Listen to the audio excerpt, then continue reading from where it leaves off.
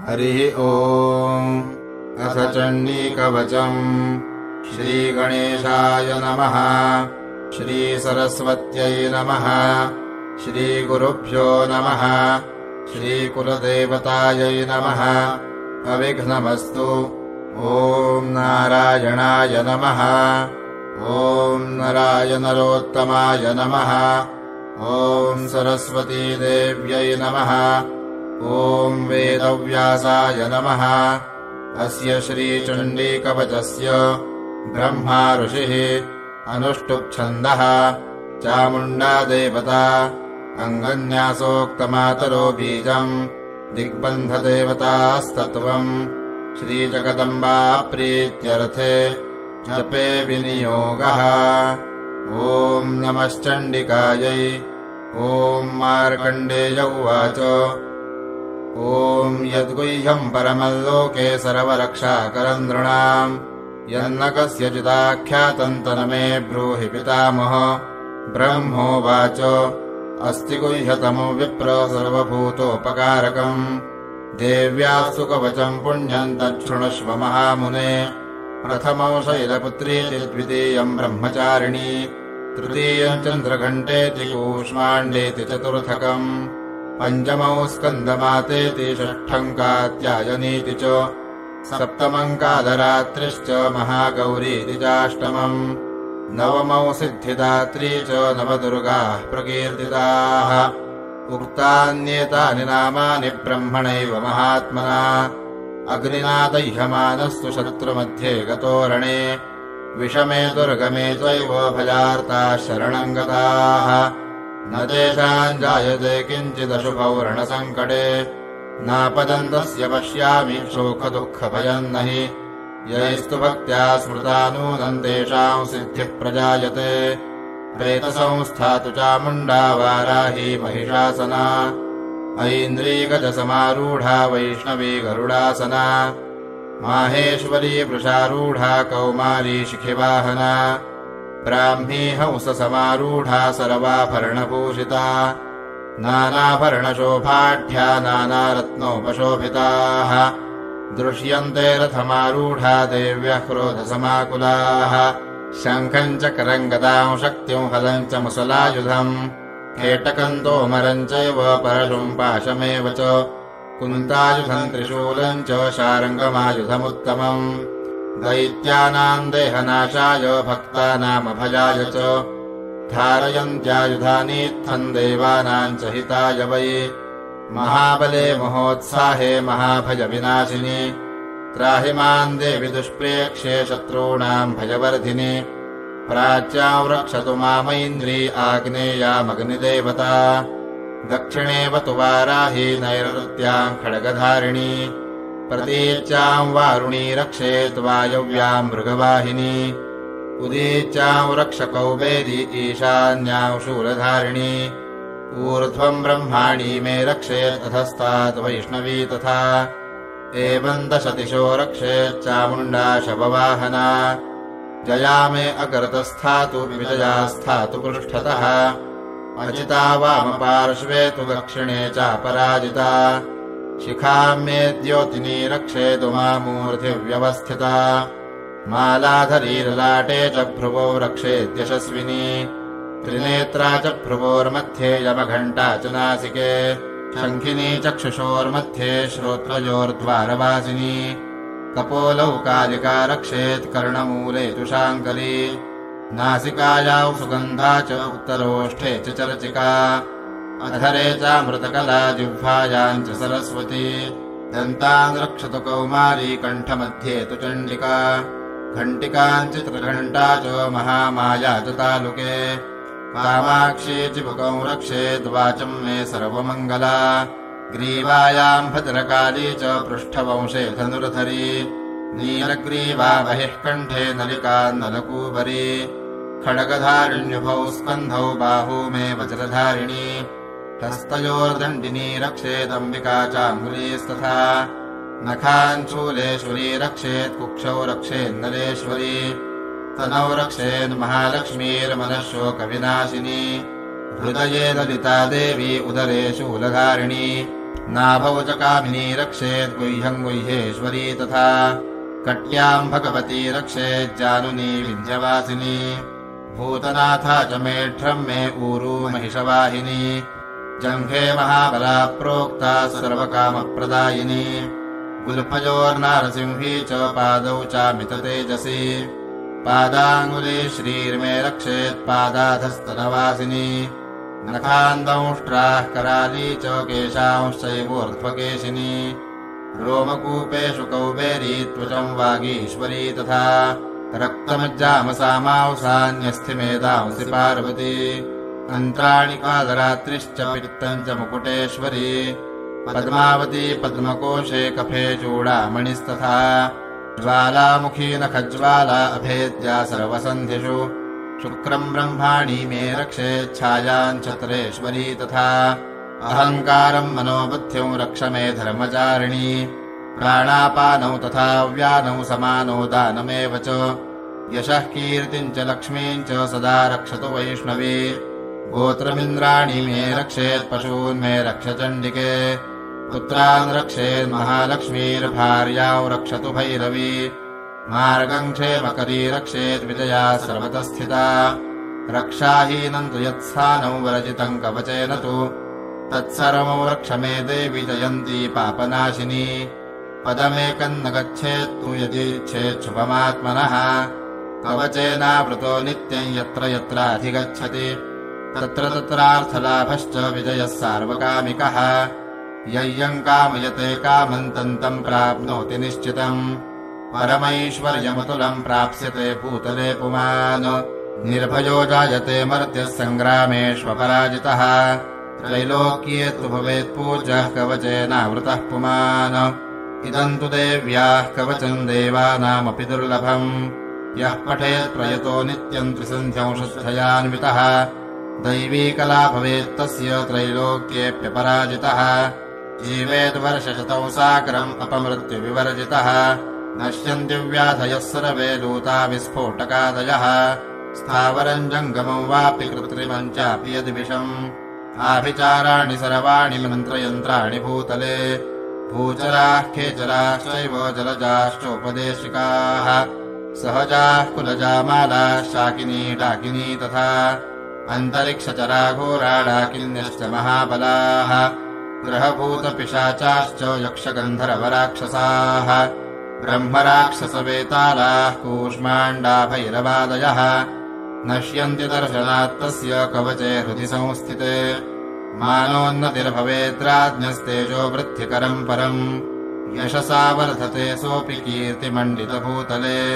जपेत् सप्तशतीम् चण्डीम् कृत्वा तु कवचम् पुरा यावद्भूमण्डलम् धत्ते सशैलवनकाननम् तावत्तिष्ठति मेदिन्याम् सन्ततिः पुत्रपौत्रिकी देहान्ते परमौ स्थानम् यत्सुरैरपि दुर्लभम् प्राप्नोति पुरुषो नित्यम् महामाया प्रसादतः वाराह पुराणे हरिहरब्रह्म विरचितम् देव्याः कवचम् अथ अर्गलास्तोत्रम् अस्य श्री अर्गलास्तोत्रमन्त्रस्य विष्णुरऋषिः अनुष्टुप्छन्दः श्रीमहालक्ष्मीर्देवता श्रीजगदम्बा प्रीतये जपे विनियोगः ॐ नमश्चण्डिकायै ॐ मार्कण्डेय उवाच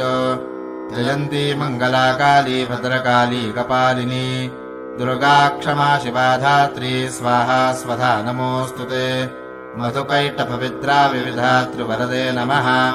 रूपम् देहि जयम् देहि यशो देहि द्विषो जहि महिषासुरनिर्णाशो विधातृवरदे नमः रूपम् देहि जयम् देहि यशो देहि द्विषो जहि वन्दिताङ्घ्रियुगे देवि सर्वसौभाग्यदायिनी रूपम् देहि जयम् देहि यशो देहि द्विषो जहि रक्तबीजवधे देवि चण्डमुण्डविनाशिनी रूपम् देहि जयम् देहि यशो देहि द्विषो जहि अचिन्त्यरूपचरिते सर्वशत्रुविनाशिनी रूपम् देहि जयम् देहि यशो देहि द्विषो जहि ततेभ्यः सर्वदा भक्त्या चण्डिके दुरितापहे रूपम् देहि जयम् देहि यशो देहि द्विषो जहि स्तुवद्भ्यो भक्तिपूर्वम् त्वाम् चण्डिके व्याधिनाशिनी रूपम् देहि जयम् देहि यशो देहि द्विषो जहि चण्डिके सततं ये त्वामरचयन्तीह भक्तितः रूपम् देहि जयम् देहि यशो देहि द्विषो जहि देहि सौभाग्यमारोग्यम् देहि देवि परौ सुखम् रूपम् देहि जयम् देहि यशो देहि द्विषो जहि विधेहि द्विषतान्नाशम् विधेहि बलमुच्चकैः रूपम् देहि जयम् देहि यशो देहि द्विषो जहि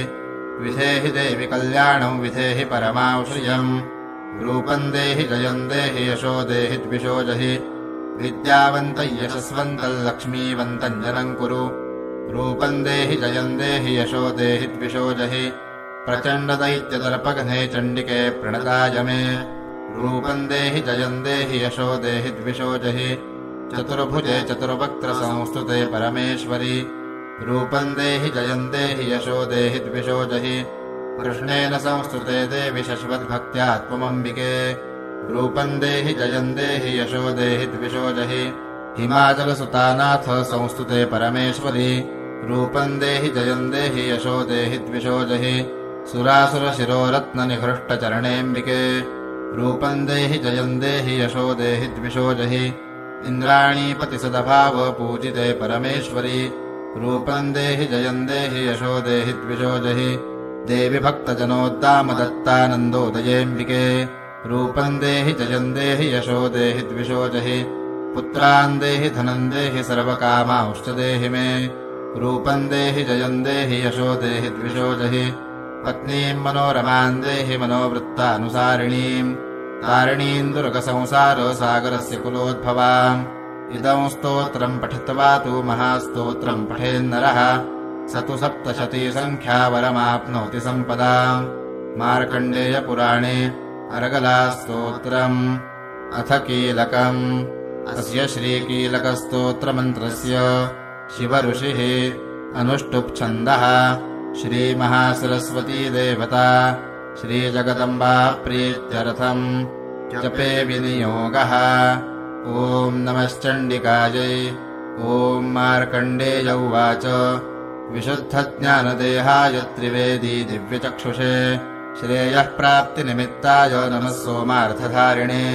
सर्वमेतद्विनायस्तु मन्त्राणामपि कीलकम् सोऽपि क्षेममवाप्नोति सततम् जाप्यतत्परः सिद्ध्यन्युच्चाटनादीनि वस्तूनि सकलान्यपि एतेन स्तुवता नित्यम् स्तोत्रमात्रेण सिद्ध्यति न मन्त्रो नौषधम् तत्र न किञ्चिदपि विद्यते विना जाप्येन सिद्ध्येत सर्वमुच्चाटनादिकम् समकराण्यपि सिद्ध्यन्ति लोकशङ्कामिमाहरः कृत्वा निमन्त्रयामास सर्वमेवमिदम् शुभम् स्तोत्रम् वै चण्डिकायास्तु तच्च गुह्यम् चकारसः समाप्तिर्न च पुण्यस्य तायथा वन्नियन्त्रणाम् सोऽपि क्षेममवाप्नोति सर्वमेव न संशयः कृष्णायाम् वा चतुर्दश्यामष्टम्याम् वा समाहितः ददाति प्रतिगृह्णाति नान्यथैषा प्रसीदति इत्थम् रूपेण कीलेन महादेवेन कीलितम् यो निष्कीलाम् विधायैनान् नित्यम् जपति सुस्फुटम् स सिद्धः स गणः सोऽपि गन्धर्वो जायते वने न चैवाप्यटतस्तस्य भयम् क्वापि हि जायते नापमृत्युवशम् याति मृतो मोक्षमवाप्नुयात् ज्ञात्वा प्रारभ्य कुर्वीतैह कुर्वाणो विनश्यति ततो ज्ञात्वैव सम्पन्नमिदम् प्रारभ्यते बुधैः सौभाग्यादि च यत्किञ्चित् दृश्यते ललनाजने तत्सर्वम् तत्प्रसादेन तेन चाप्यविदौ शुभम् शनैस्तु जप्यमानेऽस्मिन् स्तोत्रे सम्पत्तिरुच्चकैः भवत्येव समग्रापि ततः प्रारभ्यमेव तत् ऐश्वर्यम् यत्प्रसादेन सौभाग्यारोग्यसम्पदः शत्रुहानिः परो मोक्षस्तूयते सा न किञ्चनैः भगवत्याः कीलकस्तोत्रम् अथ ध्यानम् खड्गम् च करगदेषु चापपरिघान् शूलम् भुषुण्डीम् शिरः शङ्खौ सन्धदतीम् करैस्त्रिनयनाम् सर्वाङ्गभूषावृताम् नीलाश्मद्युतिमास्य पाददशकाम् सेवे महाकालिकाम् यामस्तौ स्वपिते हरौ कमलजो हन्तुम् मधुम् कैटभम् अक्षस्रक्परशोगदेषु कुलिशम् पदमन्धनुः कुण्डिकाम् दण्डौ शक्तिमसिम् च चरमजलजम् घण्टाम् सुराभाजनम् शूलम् पाशसुदर्शने च दधतीं हस्तैः प्रवालप्रभाम् सेवे सैरिभमरदिनीमिह महालक्ष्मीं सरोजस्थिताम् घण्टाशूलहलानि शङ्खमुसले चक्रम् धनुः सायकम् हस्ताब्जैर्दधतीङ्घनान्तविलसच्छीतांशुतुल्यप्रभाम् गौरीदेहसमुद्भवाम् त्रिजगताम् आधारभूताम् महा पूर्वामत्र सरस्वतीमनुभजे शुम्भादिदैत्यार्दिनीम् विद्युद्दामसमप्रभाम् मृगपतिस्कन्धस्थिताम् भीषणाम् कन्याभिः करवालखेटविलसद्धस्ताभिरासेविताम् हस्तैश्चक्रधरालखेटविशिकांश्चापम् गुणन्तरजनीम् बिभ्राणामनलात्मिकाम् शशिधराम् दुर्गाम् त्रिनेत्राम् भजे ॐ नमश्चण्डिकायै ॐ ऐं मार्कण्डेय उवाच सावर्णिः सूर्यतनयो यो मनोः कथ्यतेष्टमः निशामय तदुत्पत्तिम् विस्तराद्गततो मम महामायानुभावेन यथा मनमन्तराधिपः स बभूव महाभागः सावर्णिस्तनयो रवेः स्वारोचिषेऽन्तरे पूर्वम् चैत्रवंशसमुद्भवः सुरथो नाम राजाभूत्समस्ते क्षितिमण्डले तस्य पालयतः सम्यक् प्रजाः पुत्रानि वौरसान् बभूवुः शत्रवो भूपाः कोलाविध्वंसिनस्तदा तस्य तैरभवद्युद्धमतिप्रबलदण्डिनः न्यूनैरपि सुतैर्युद्धे कोलाविध्वंसिभिर्जितः ततः स्वपरमायातो निजदेशाधिपोऽभवत् आक्रान्तः स महाभागस्तैस्तदा प्रबलारिभिः अमात्यैर्बलिभिर्दुष्टैर्दुर्बलस्य दुरात्मभिः कोशोबलम् चापहृतम् तत्रापि स्वपुरे ततः ततो मृगया व्याजेन हृतस्वाम्यस्य भूपतिः एकाकी हयमारुह्य जगामगहनम् वनम् स तत्राश्रमवद्राक्षी द्विजवर्यस्य मेधसः प्रशान्तश्वापदाकीर्णम् मुनिशिष्योपशोभितम् तस्थौ कञ्चित्सकालम् च मुनिना तेन सत्कृतः इतश्चेतश्च विचरंस्तस्मिन् मुनिवराश्रमे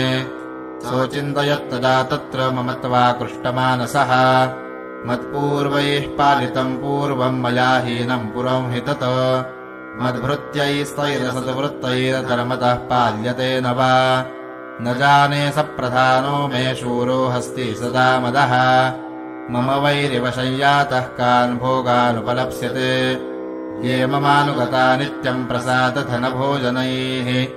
अनुवृत्तिम् ध्रुवन्तेऽद्य कुर्वन्त्यन्यमहीभृताम् असम्यक् व्ययशीलैस्तैः कुर्वद्भिः सततव्ययम् सञ्चितः सोऽतिदुःखेन क्षयम् कोशो गमिष्यति एतच्चान्यच्च सततम् चिन्तयामास पार्थिवः तत्र विप्राश्रमाभ्यासे वैश्यमेकम् ददर्शसः सपृष्टस्तेन कस्त्वम् भो हेतुश्चागमनेऽत्र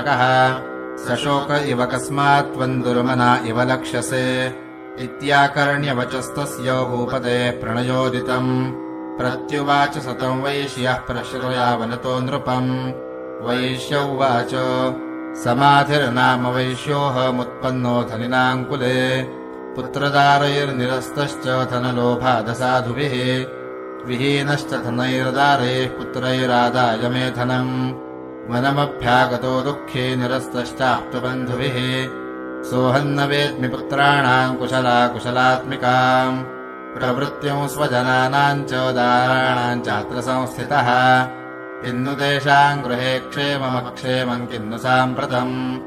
कथम् ते किन्नु सद्वृत्ता दुर्वृत्ताः किन्नु मे सुताः राजोवाच यैर्निरस्तो भवाल्लुब्धैः पुत्रदारादिभिर्धनैः तेषु किम् भवतः स्नेहमनुमध्नाति मानसम् वैश्य उवाच एवमेतद्यथा प्राह भवानस्मद्गतम् वचः किम् करोमि न बध्नाति मम निष्ठुरताम् मनः यैः सन्त्यज्य पितृस्नेहम् धनलुब्धैर्निराकृतः पतिस्वजनहार्दम् च हार्दितेष्वेव मे मनः किमेतन्नाभिजानामि जानन्नपि महामते यत्प्रेम प्रवणम् चित्तम् विगुणेष्वपि बन्धुषु तेषाम् कृते मे निःश्वासो दौर्मनस्यम् च जायते करोमि कियन्न मनस्तेष्वप्रीतिषु निष्ठुरम् मार्कण्डेय उवाच ततस्तौ सहितौ विप्रतम् मुनिौ समुपस्थितौ समाधिर्नाम वैश्योऽसौ स च पार्थिवसत्तमः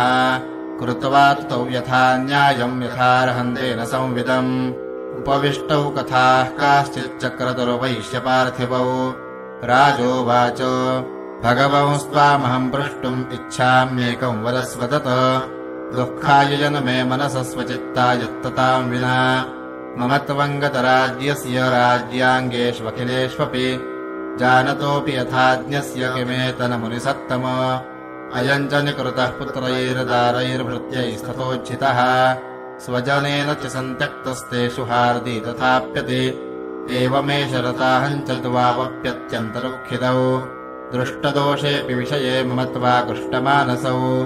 तत्किमेतनमहाभागयनमोहो ज्ञानिनोरपि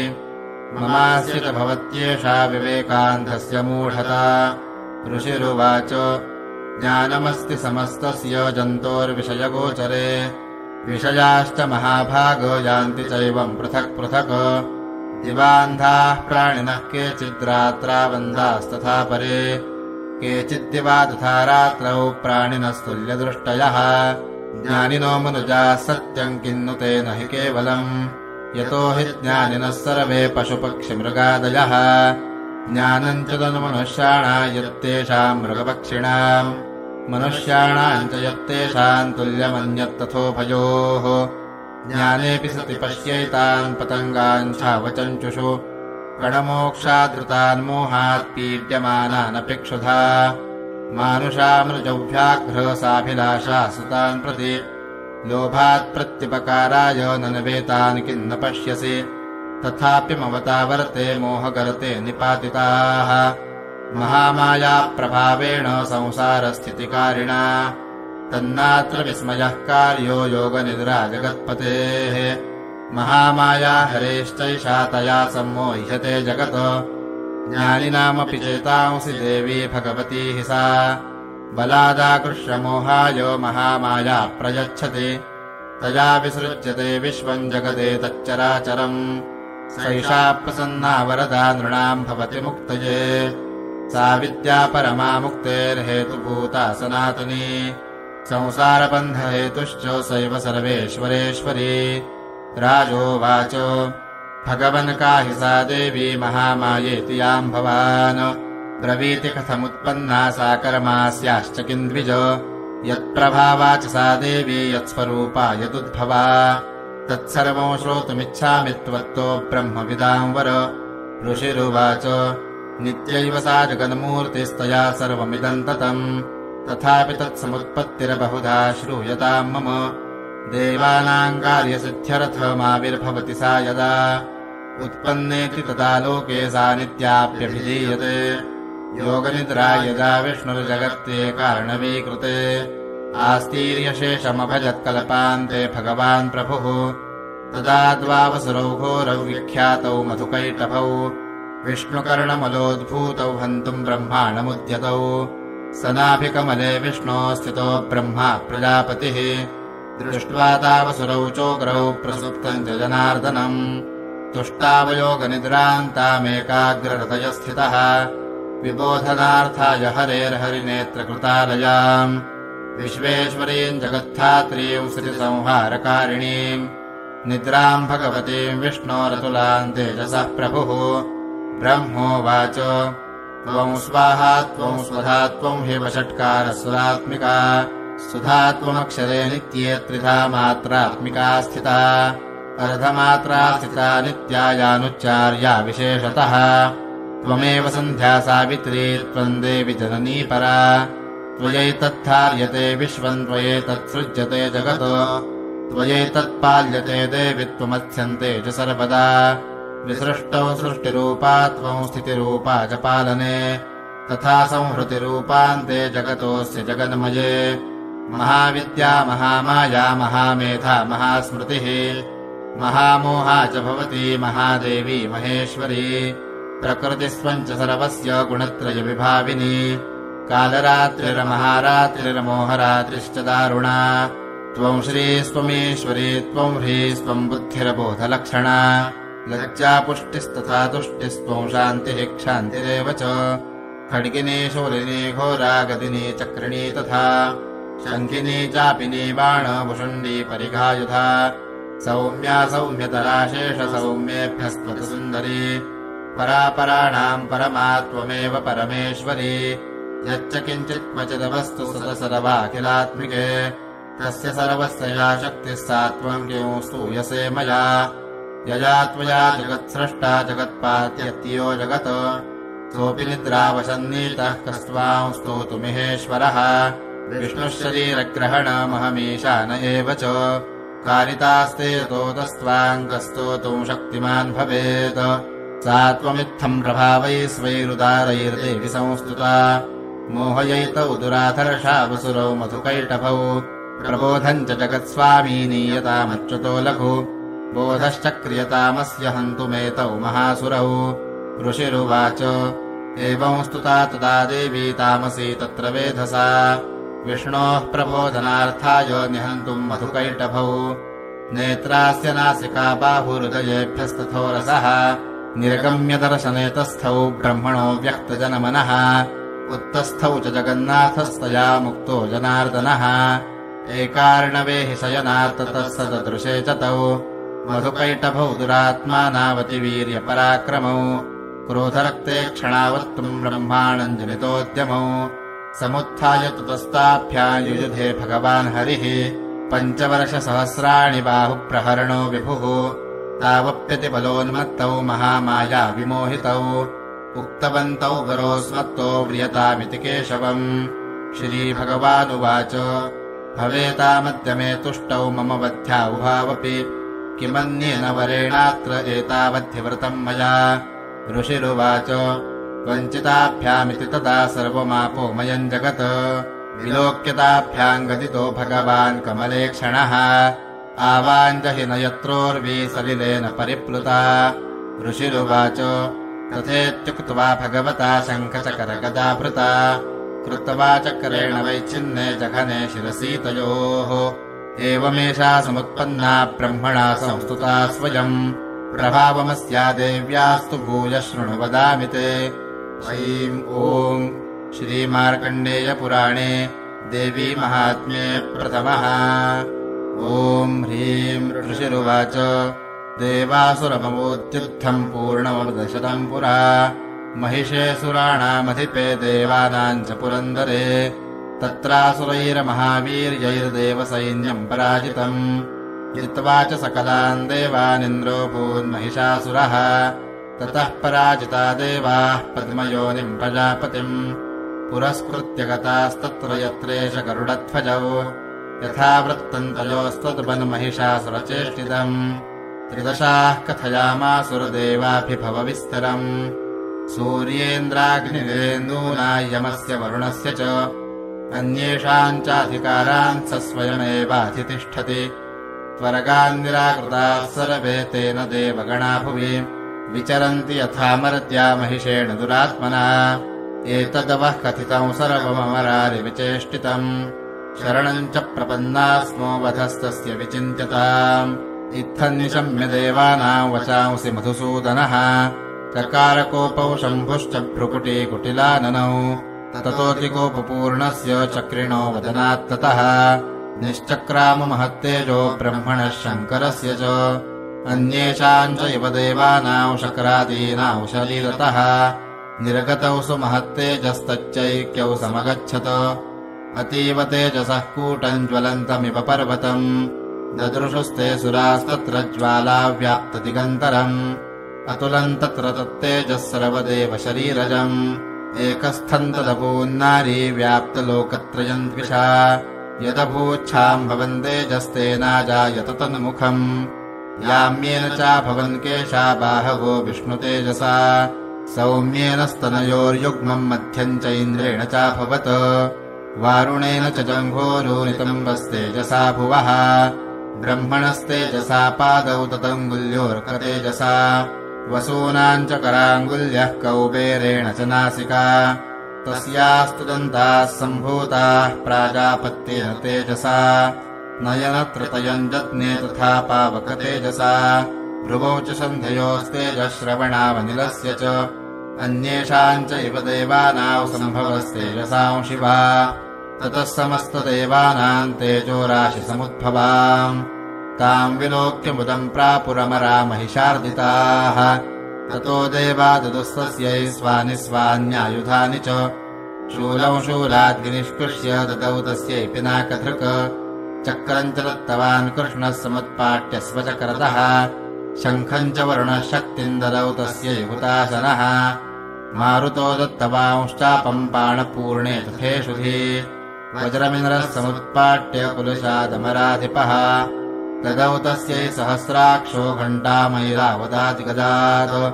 कालदण्डाद्यमो दण्डम् पाशम् जाम्बुपतिर्ददौ प्रजापतिश्चाक्षमालान् ददौ ब्रह्मा कमण्डलुम् समस्तरोमकूपेषु निजरश्मीन् दिवाकरः कालश्च दत्तवान् खड्गम् तस्यै चरमच निर्मलम् क्षीरोदश्चामलौ हारमजरे च तथाम्बरे चूडामणिम् तथा दिव्यम् कुण्डले कटकानि च अर्धचन्द्रम् तथा शुभ्रम् केयूरान् सर्वबाहुषु नूपुरो विमलौ तद्वद्ग्रैवेयकमनुत्तमम्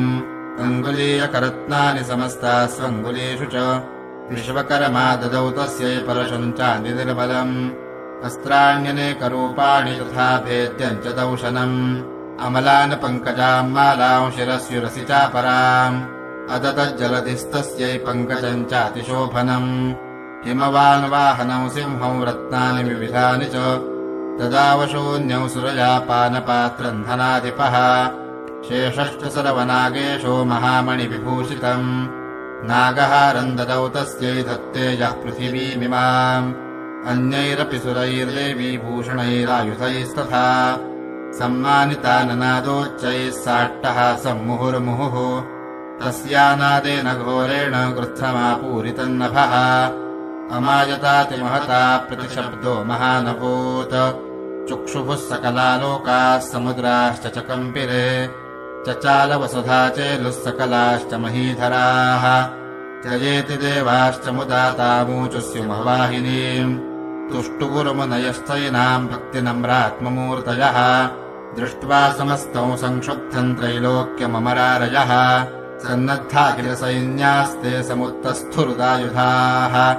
आह किमेतदिति क्रोधादाभाष्य महिषासुरः अभ्यदावततौ शब्दमशेषैरसुरैर्वृतः सददर्श ततो देवीम् व्याप्तलोकत्रयान्विषा पादाक्रान्त्यानतभुवम् किरीटोल्लिखिताम्बराम् शोभिताशेषपातालाम् धनुरजानिस्वनेन ताम्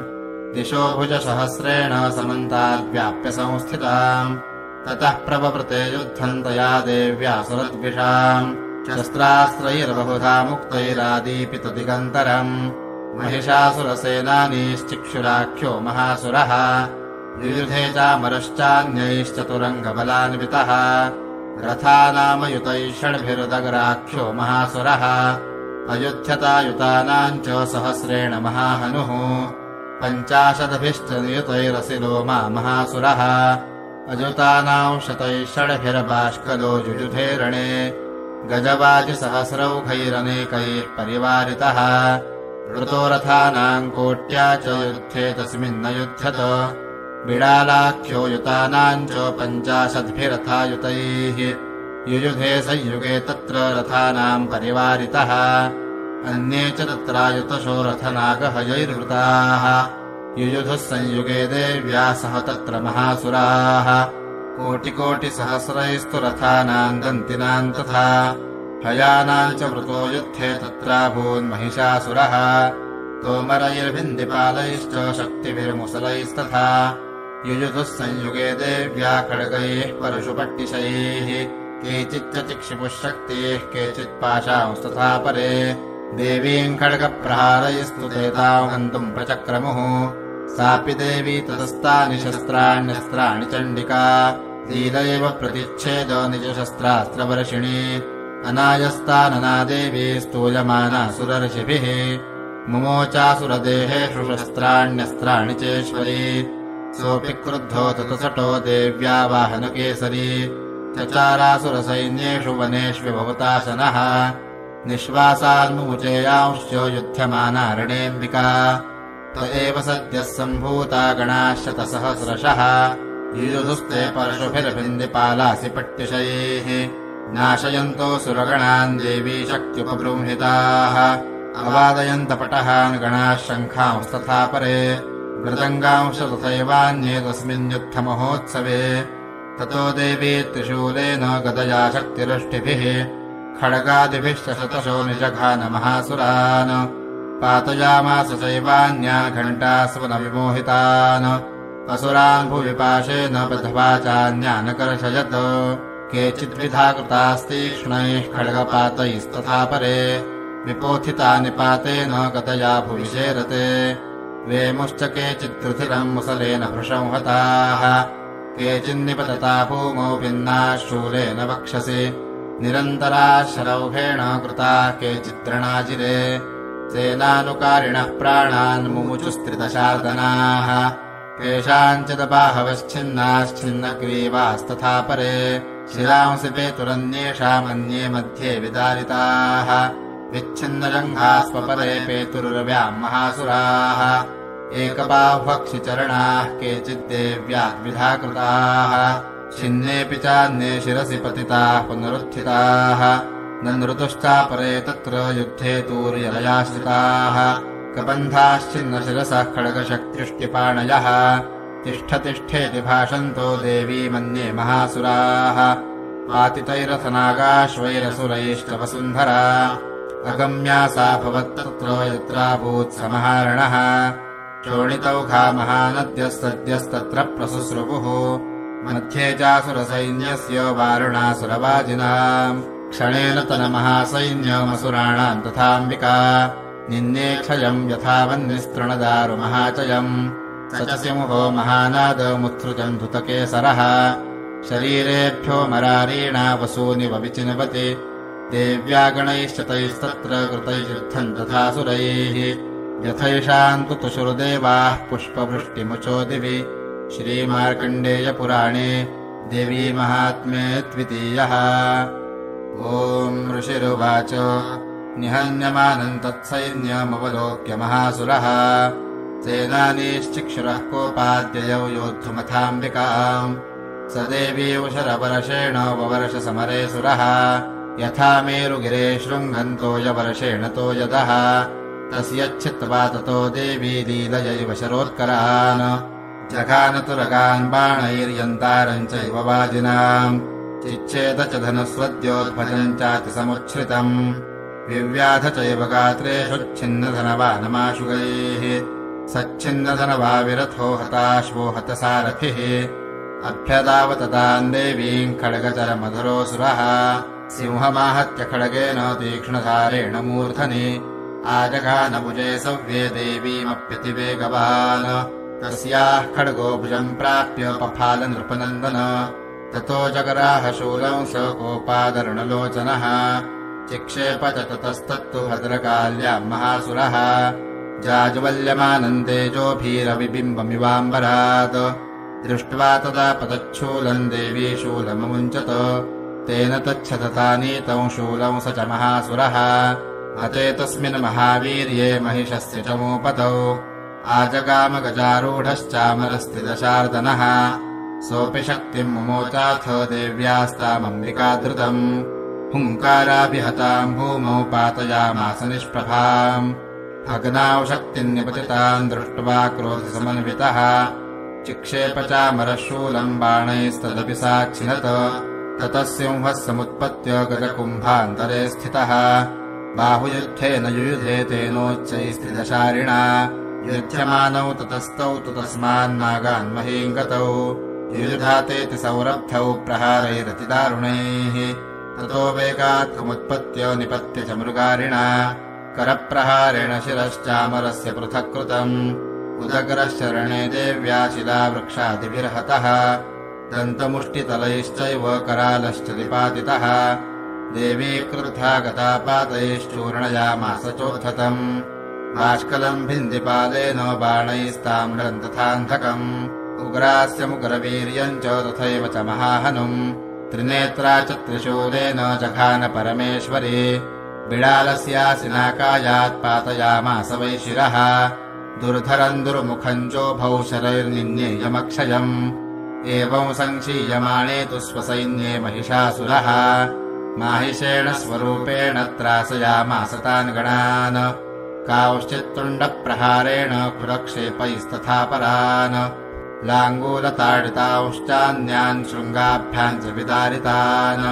वेगेन कांश्चिदपरान्नादेन भ्रमणेन च निःश्वासपवनेनान्यान् पातयामास भूतले निपात्य प्रमथानीकमभ्यदावतसोऽसुरः सिंहम् हन्तुम् महादेव्याः कोपम् चक्रे ततोऽम्बिका सोऽपि कोपान् महावीर्यः कुरक्षुण्णमहीतलः शृङ्गाभ्याम् पर्वतानुच्चांश्चिक्षेपचलनाद च वेगभ्रमणविक्षुण्णामही तस्य व्यशीर्यत लाङ्गूलेनाहतश्चाब्धिः प्लावयामास सर्वतः धृतशृङ्गविभिन्नाश्च खण्डम् खण्डय्ययुर्घनाः श्वासानिलास्ता शतशो निपेतुर्नभसोचलाः यति क्रोधसमात्मातमापतन्तम् महासुरम् दृष्ट्वा सा चण्डिका कोपम् तदवधाय तदाकरोत् सा क्षिप्त्वा तस्य वैपाशन्तम् बबन्ध महासुरम् तत्याजमाहिषौ रूपम् सोऽपि बद्धो महामृधे ततः सिंहो भवत्सद्यो यावत्तस्याम्बिकाशिरः चिनत्ति तावत्पुरुषः खड्गपाणिरदृश्यत तत एवाशु पुरुषम् देवी चिच्छेदसायकैः तम् खड्गचरमणा सार्धम् ततः सोऽभून्महागजः करेण च महासिंहम् तम् च कर्ष च गर्ज च कर्षतस्तु करम् देवी खड्गेन निरकृन्तत ततो महासुरो भूयो माहिषम् वपुरा स्थितः तथैव क्षोभयामास त्रैलोक्यौ सचराचरम् ततः क्रुद्धा जगन्माता चण्डिकापानमुत्तमम् पपौ पुनः पुनश्चैव जहासारुणलोचना ननर्द चासुरः सोऽपि बलवीर्यमतोत्थतः विषाणाभ्याम् च चिक्षेप चण्डिकाम् प्रतिभूधरान् सा च तान् प्रहितांस्तेन चूर्णयन्ती शरोत्करैः उवाच तम् मदोद्धूतमुखरागाकुलाक्षरम् देव्युवाच गर्ज गर्ज क्षणम् मूढ मधु यावत् पिबाम्यहम् मया त्वयि हतेऽत्रैव गर्जिष्यन्त्याशु देवताः ऋषिरुवाच एवमुक्त्वा समुत्पत्य सारूढा तम् महासुरम् पादेनाक्रम्य कण्ठे च शूलैनैनमताडयत ततः सोऽपि पदाक्रान्तस्तया निजमुखात्तदा अर्धनिष्कान्त एवासीत् देव्या वीर्येण संवृतः अर्धनिष्कान्त एवासौ युध्यमानो महासुरः तया महासिना देव्या शिरश्छित्त्वा निपातितः ततो हाहाकृतौ सरबन्धैत्यसैन्यन्ननाशतत प्रहर्षम् च परम् जग्मुः सकला देवतागणाः तुष्टुपुस्तां सदा देवीं सह दिव्यैर्महर्षिभिः जगुर्गन्धर्वपतयो न नृतुश्चाप्सरो गणाः श्रीमार्कण्डेयपुराणे देवी महात्म्ये तृतीयः। ॐ ऋषिरुवाच शक्रादयः सुरगणा निहतेति वीर्ये तस्मिन्नुरात्मनि सुराजिपदे च देव्या तान् तुष्टुवः प्रणतिनम्रशिरोधरांसा वाग्भिः प्रहर्षपुलकोद्गमचारुदेहाः देव्या ययातु तमिदम् जगदात्मशक्त्या निःशेषदेवगणशक्तिसमूहमूर्त्या तामम्बिकामखिलदेवमहर्षिपूज्याम् अपत्यानता स्म विदधातु शुभानि सा नः यस्याः प्रभावमतुलम् भगवाननन्तो ब्रह्माहरश्च न हि वक्तुमलम् बलम् च सा चण्डिकाखिलजगत्परिपालनाय नाशाय चाशुभभयस्य मतिम् करोतु या श्रीस्वयं सुकृतिनाम् भवनेषु लक्ष्मीः पापात्मनाम् कृतधियाम् हृदयेषु बुद्धिः श्रद्धा सुताम् कृतजनप्रभवस्य लज्जा ताम् त्वान्नता स्म परिपालय देवि विश्वम् किम् वर्णयाम तव रूपमचिन्त्यमेतत् किञ्चातिवीर्यमसुरक्षयकारि भूरि किञ्चाहवेषु चरितानि तवातियानि सर्वेषु देव्यसुरदेवगणादिकेषु हेतुः समस्तजगताम् त्रिगुणापि दोषैः न ज्ञायसे हरिहरादिभिरप्यपारा सर्वाश्रयाखिलमिदम् जगदौषभूत मव्याकृता हि परमा प्रकृतिस्वमाद्या यस्या समस्तसुरता समुदीरणेन तृप्तिम् प्रयाति सकलेषु मखेषु देवि स्वाहा शिवै पितृगणस्य च तृप्तिहेतुः उच्चार्यसे त्वमत एव जनैः स्वधा च या मुक्तिहेतुरविचिन्त्य महाव्रता त्वम् अभ्यस्यसे सुनियतेन्द्रियतत्त्वसारयैः मोक्षार्थिभिर्मुनिभिरस्तसमस्तदोषैः इत्यासि सा भगवती परमा हि देवी शब्दात्मिका सुविमलरगजुषान्निधान मुद्गीतरम्यपदपाठवताम् च साम्नाम् देवि त्रयी भगवती भवभावनाय वार्तासि सर्वजगताम् परमार्तिहन्त्री मेधासि देवि विदिताखिलशास्त्रसारा दुर्गासि दुर्गभवसागरनौरसङ्गा श्रीष्कैटभागिहृदयैककृतादिवासा गौरित्वमेव शशिमौलिकृतप्रतिष्ठा ईषत्सहासममलम् परिपूर्णचन्द्र बिम्बानुकारिकनकोत्तमकान्तिकान्तम् अत्यद्भुतम् प्रहृतमात्तरुषा तथापि वक्त्रम् विलोक्य सहसा महिषासुरेण दृष्ट्वा तु देवि कुपितम् भ्रुकुटीकराज मुद्यच्छशाङ्कसदृशच्छवियन्न सद्यः प्राणान्मुमोच महिषस्तरतीव चित्रम् कैर्जीव्यते हि कुपितान्तकदर्शनेन देवि प्रसीद परमा भवती भवाय सद्यो विनाशयसि कोपवती कुलानि विज्ञातमेतदनुमेव यतस्तमेतम् नीतम् बलौ सुविपुलम् महिषासुरस्य ते सम्मता जनपदेषु धनानि तेषाम् तेषा येषांसि न च सीदति बन्धुवर्गः धन्यास्त एव निभृतात्मरजवृत्यदारा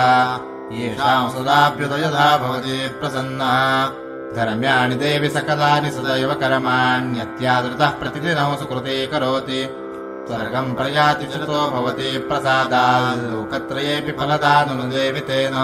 दुर्गे स्मृता हरसि भीतिमशेषजन्तोः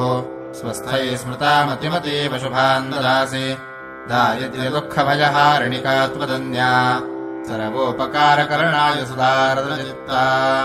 एभिर्हतैर्जगतुपैति सुखम् तथैते कुर्वन्तु नाम नरकाय चिराय पापम् सङ्ग्राममृत्युमधिगम्य दिवम् प्रयान्तु मत्वेति नूनमहितानि विनिहंसि देवि दृष्ट्वैव किन्न भवते प्रकरोति भस्म सर्वासुरा नरेषु यत्प्रहिणोषि शस्त्रम् लोकान् प्रयान्ति रिपवोऽपि हि शस्त्रपूता इत्थम् मतिर्भवति तेषु महितेषु साध्वी खड्गप्रभानिकरविस्फुरणैस्तथोग्रैः शूलाग्रकान्तिनवहेन दृशोऽसुराणाम् यन्नागता विलयमौषुमदिन्दुखण्ड योग्याननन्तमविलोकयतान्तदेतत् दुर्वृत्तवृत्तशमनम् तव देवि शीलम् रूपम् तथैतदविचिन्त्यमतुल्यमन्यैः वीर्यम् च हन्तृहृतदेव पराक्रमाणाम्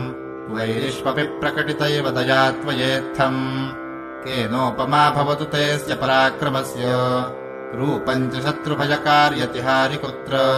चित्ते कृपा समरनिष्ठुरता च दृष्टा त्वय्येव देवि वरदे भुवनत्रयेऽपि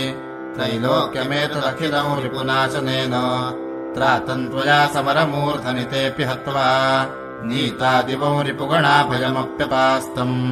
अस्माकमुन्मदसुराज भवन्नमस्ते शूलेन पाहि नो देवि पाहि खड्गेन चाम्बिके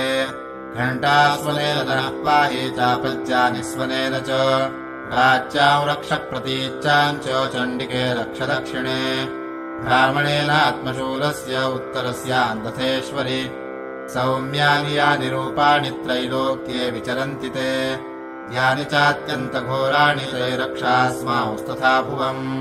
खड्गशूलगदादीनि यानि चास्त्राणि तेऽम्बिके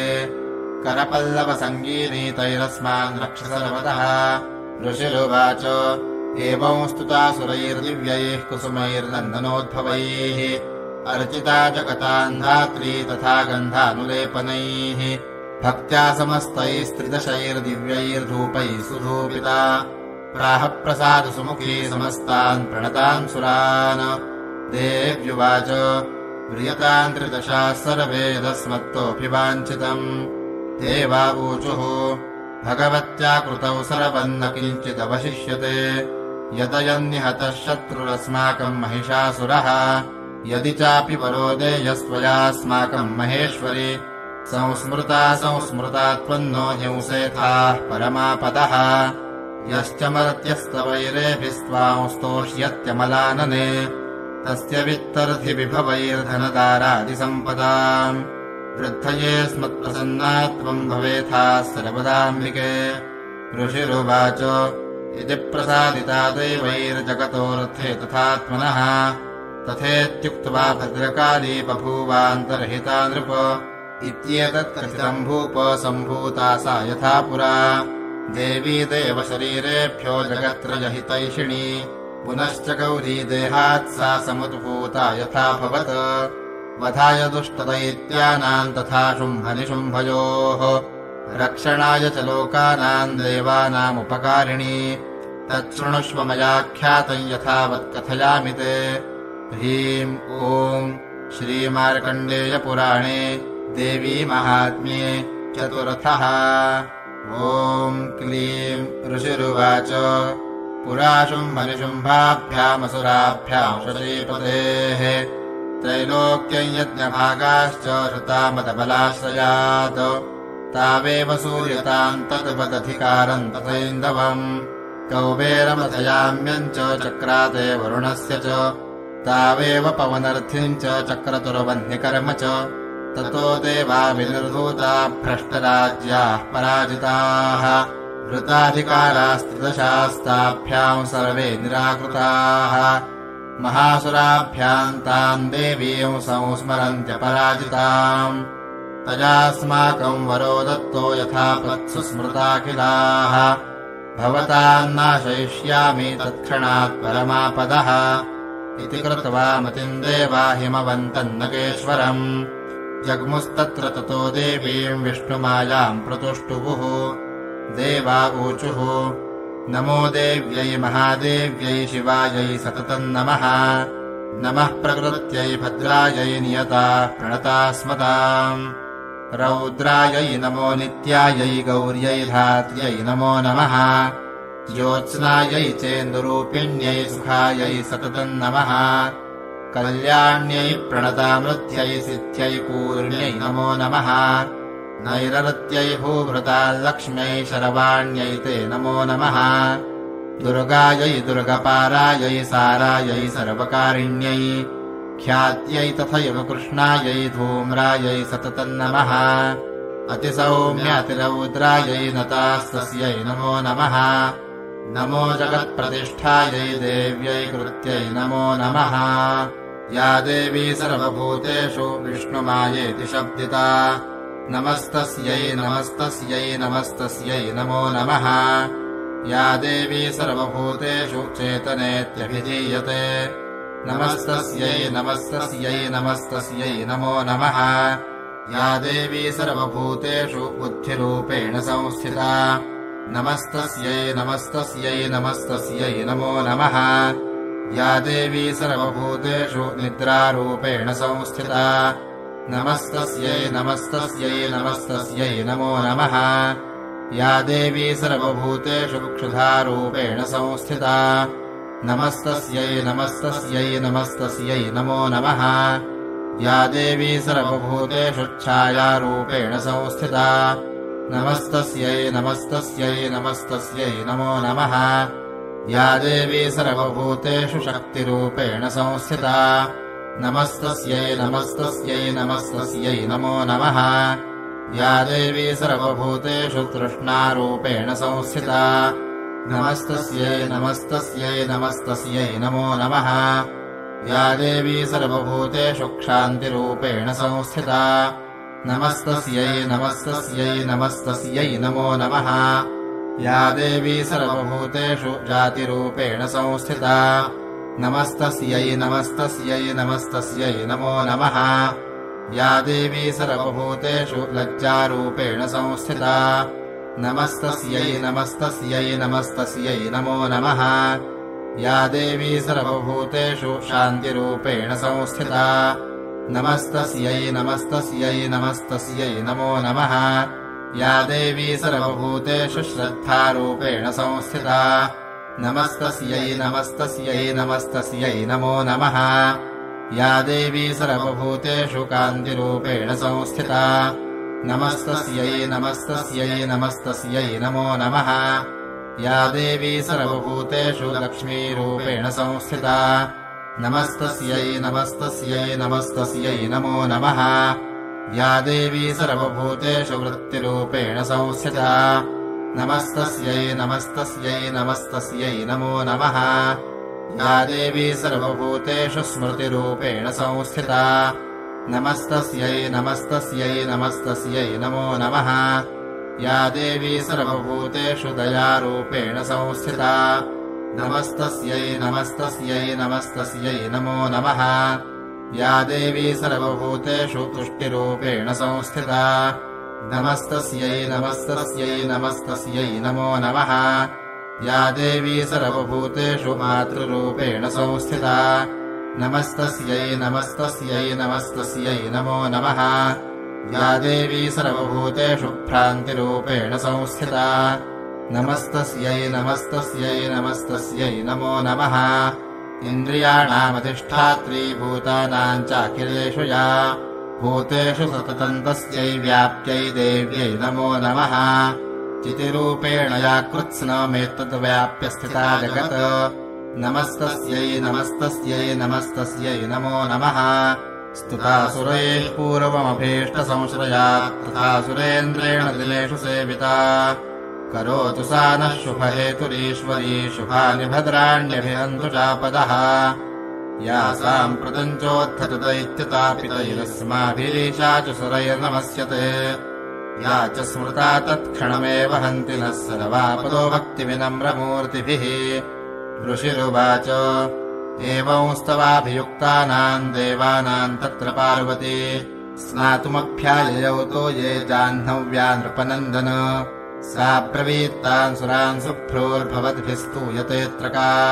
शरीरकोशतश्चास्याः समुद्भूता ब्रवीच्छिवा स्तोत्रम् ममैतत्क्रियते शुम्भदैत्यनिराकृतैः देवैः समेतैः समरे निशुम्भेन पराजितैः शरीरकोशाद्यत्तस्याः पार्वत्या निःसृताम्बिका कौशिकीति समस्तेषु ततो लोकेषु गीयते तस्याम् विनिर्गतायाम् तु कृष्णाभूत् सापि पार्वती कालिकेति समाख्याता हिमाचलकृताश्रया ततोऽम्बिकाम् परौ रूपम् बिभ्राणाौ सुमनोहरम् ददर्श चण्डो मुण्डश्च भृत्यौ शुम्भनिशुम्भयोः ताभ्याौ शुम्भाय चाख्याता सातीव सुमनोहरा काप्यास्ते स्त्री महाराज भासयन्ती हिमाचलम् नैव तादृक्वचिद्रूपम् दृष्टम् केनचिदुत्तमम् ज्ञायताम् काप्यसौ देवी गृह्यताम् चासुरेश्वर स्त्रीरत्नमतिचार्वङ्गी द्योतयन्ती दिशस्पृशा सा तु तिष्ठति दैत्येन्द्र ताम् भवान् द्रष्टुमर्हति यानि रत्नानि मणयो गजाश्वादीनि वै प्रभो त्रैलोक्ये तु समस्तानि साम्प्रतम् भान्ति ते गृहे ऐरावतः समानीतो गजरत्नम् पुरन्दरात् पारिजाततरुश्चायम् तथैवोच्चैश्रवाहयः विमानम् हंससंयुक्तमेतत्तिष्ठति तेऽङ्गणे रत्नभूतमिहानीतम् यदासीद्वेदसोद्भुतम् निधिरेष महापदमः समानीतो धनेश्वरात् किञ्जलकिनीन्ददौ चाप्थिरमालाममलानपङ्कजाम् छत्रन्ते वारुणम् गेहे काञ्चनः सा वितिष्ठति तथायंश्चन्दनवरो यः पुरासीत् प्रजापतेः मृत्योरुत्क्रान्तिदा नाम शक्तिरीशत्वया हृता पाशः सलिलराजस्य भ्रातुस्तव परिग्रहे निशुम्भस्याब्धिजाताश्च समस्ता रत्नजातयः वह्निरपि ददौ तुभ्यमग्निशौचे च वाससि एवम् दैत्येन रत्नानि समस्तान्याहृतानि ते स्त्रीरत्नमेषा कल्याणी त्वया कस्मान्न गृह्यते ऋषिरुवाच निशम्येति वचः शुम्भः स तदा चण्डमुण्डयोः प्रेषयामास सुग्रीवम् दूतम् देव्या महासुरम् इति चेति च वक्तव्या सा गत्वा वचनान् मम यथा चाभ्येति सम्प्रीत्या तथा कार्यम् त्वया लघु स तत्र गत्वा यत्रास्ते शैलोद्देशेति शोभने ताम् च देवीम् ततः प्राह श्लक्ष्णम् मधुरया गिरा दूत उवाच देवि दैत्येश्वरः शुम्भस्त्रैलोक्ये परमेश्वरः दूतोऽहम् प्रेषितस्तेन त्वत्सकाशमिहागतः अव्याहताज्ञः सर्वासु यः सदा देवयोनिषु निर्जताखिलदैत्यारिः स यदाह शृणुषु पतत् मम त्रैलोक्यमखिलम् मम देवावशानुगाः यज्ञभागानहं सर्वानुपाश्नामि पृथक् पृथक् त्रैलोक्ये वररत्नानि मम वश्यान्यशेषतः तथैव गजरत्नम् च हृतम् देवेन्द्रवाहनम् क्षीरोदमथनोद्भूतमशवरत्नम् ममामरैः उच्चैश्रवससंज्ञम् तत्प्रणिपत्य समर्पितम् यानि चान्यानि देवेषु गन्धर्वेषु उरगेषु च रत्नभूतानि भूतानि तानि मय्येव शोभने स्त्रीरत्नभूतान् त्वाम् देवि लोके मन्यामहे वयम् सा त्वमस्मानुपागच्छतो रत्नभुजो वयम् माम् वाममानुजम् वापि निशुम्भमुरुविक्रमम् भजत्वम् चञ्चलापाङ्गिरत्नभूतासि वै यतः परमैश्वर्यमतुलम् प्राप्स्यसे मत्परिग्रहात् एतद्बुद्ध्या समालोच्य मत्परिग्रहताम् व्रज ऋषिरुवाच इत्युक्ता सा तदा देवी गम्भीरान्तस्मिता जगौ दुर्गा भगवती भद्रा यजेदन्धार्यते जगत् देव्युवाच सत्यमुक्तम् त्वया नात्र मिथ्या किञ्चित् त्वयोदितम् त्रैलोक्याधिपतिः शुम्भो निशुम्भश्चापि तादृशः किन्त्वत्र यत्प्रतिज्ञातम् मिथ्या तत्क्रियते कथम् श्रूयतामल्पबुद्धित्वा प्रतिज्ञाया कृता पुरा यो माम् जयति सङ्ग्रामे यो मे दर्पम् व्यपोहति यो मे प्रतिबलो लोके स मे भरता भविष्यति तदा गच्छतु शुम्भोऽत्र निशुम्भो वा महाबलः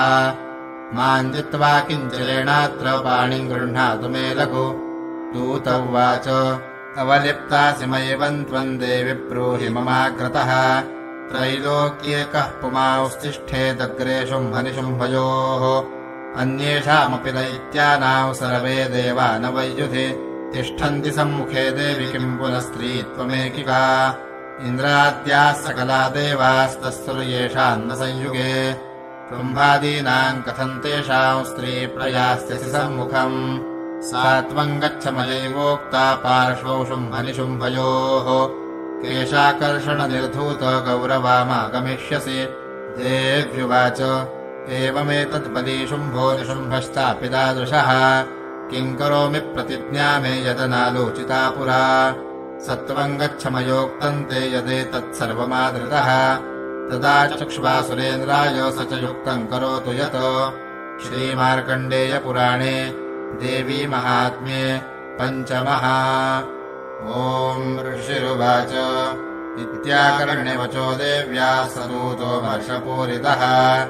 समाचष्टसमागम्य दैत्यराजाय विस्तरात्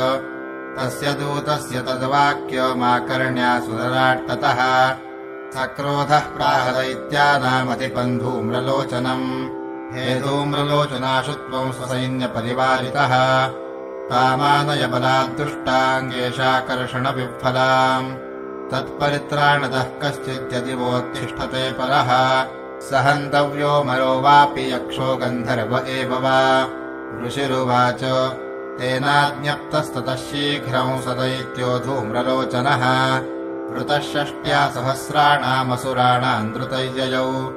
स दृष्ट्वा ताम् ततो देवीम् तुहिनाचलसंस्थिताम्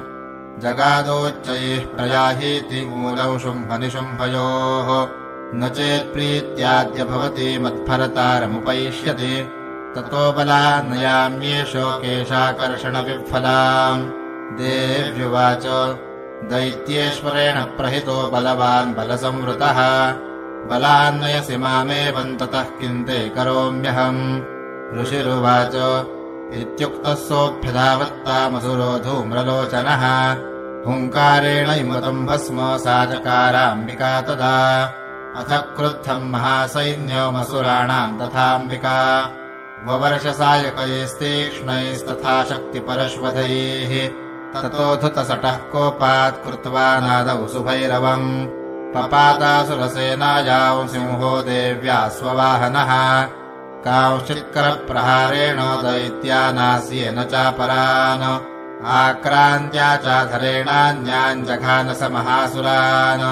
केषाञ्चित्पाटयामास नखैः कोष्ठानि केसरी तथा कलप्रहारेण शिरांसि कृतवान् पृथक् विच्छिन्नबाहुशिरसः कृतास्तेन तथा परे पपौ च रुधिरङ्कोष्ठादन्येषान् धृतकेसरः क्षणेन तद्बलौ सर्वम् क्षयन्नीतम् महात्मना तेन केसरिणा देव्या वाहनेनातिकोपिना श्रुत्वा तमसुरम् देव्या निहतम् धूम्रलोचनम् बलम् च क्षयितम् कृत्स्नम् देवी केसरिणा ततः चुकोपदैत्याधिपतिः शुम्भः प्रस्फुरिताधरः आज्ञापयामास च तौ चण्डमुण्डौ महासुरौ हे चण्ड हे मुण्डबलैर्बहुभिः परिवारितौ तत्र गच्छत गतवाच सा समानीयताल्लघु केशेष्वाकृष्यपदभावा यदि वः संशयो युधि तदा शेषायुधैः सर्वैरसुरैर्विनिहन्यताम् तस्याम् हतायाम् दुष्टायाम् सिंहे च विनिपातिते शीघ्रमागम्यताम् बद्ध्वा गृहीत्वा तामथाम्बिकाम् श्रीमार्कण्डेयपुराणे देवी महात्म्ये षष्ठः।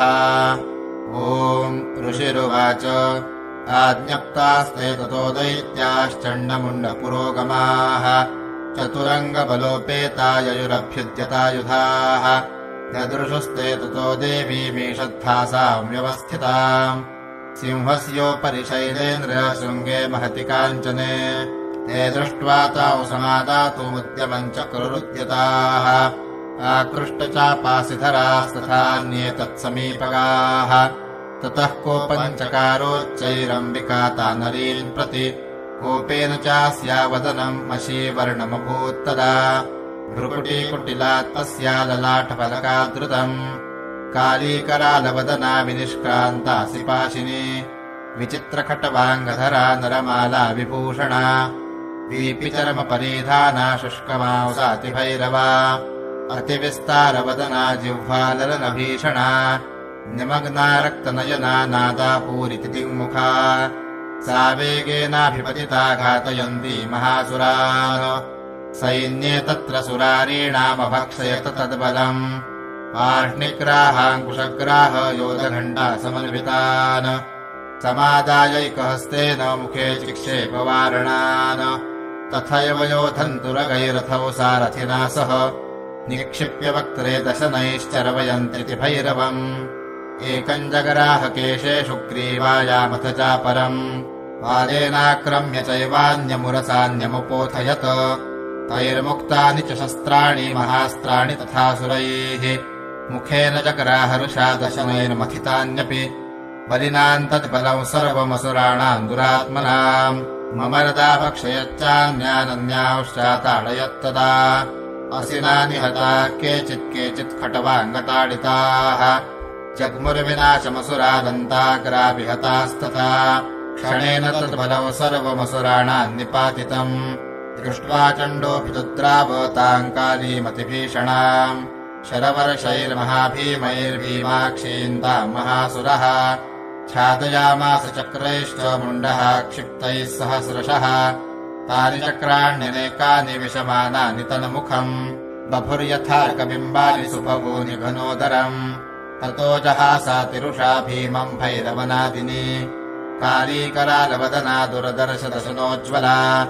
उत्थाय च महासिंहम् देवी चण्डमधावत् गृहीत्वा चास्य केशेषु शिरस्तेनासिनाच्छिनत् अथ मुण्डोऽभ्यधावत्ताम् दृष्ट्वा चण्डम् निपातितम् तमप्यपातयद्भूमौ सा खड्गाभिहतौ वृषा हतशेषम् ततः सैन्यम् दृष्ट्वा चण्डम् निपातितम् मुण्डम् च सुमहावीर्यम् दिशो भेजे भयातुरम् शिरश्चण्डस्य काली च गृहीत्वा मुण्डमेव च प्राह प्रचण्डाट्टहासमिश्रमभ्येत्य चण्डिकाम् मया तवात्रोपहृतौ चण्डमुण्डौ महापशु युद्धयत्ने स्वयं शुम्भम् निशुम्भम् च हनिष्यसि ऋषिरुवाच तावानीतौ ततो दृष्ट्वा चण्डमुण्डौ महासुरौ उवाच कालीम् कल्याणी ललितम् चण्डिकावचः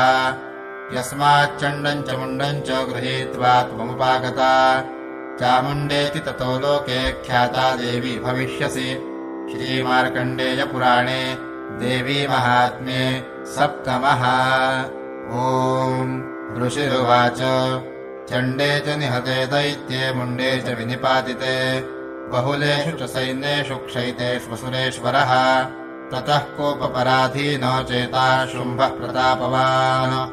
उद्योगौ सर्वसैन्यानाम् दैत्यानामादिदेशः अद्य सर्वपदैर्दैत्या षडशीतिरुदायुधाः कम्बूनाम् चतुराशीतिर्निर्यान्तु स्वपदैर्वृताः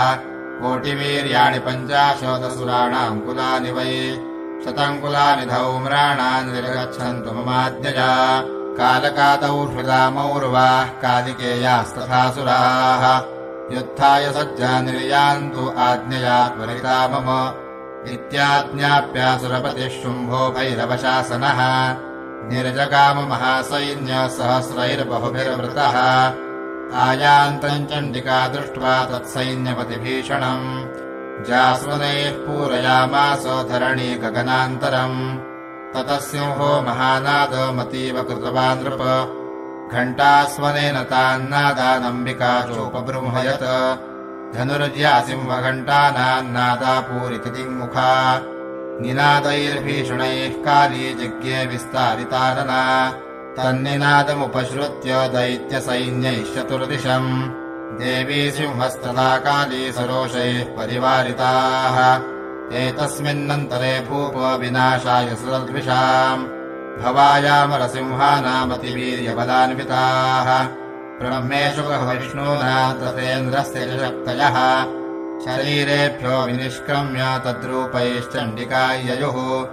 यस्य देवस्य यद्रूपै यथा भूषणवाहनम् तदवदेव हि तच्छक्तिरसुरान् योद्धुमाययौ हंसयुक्तविमानाग्रे साक्षसूत्रकमण्डलुः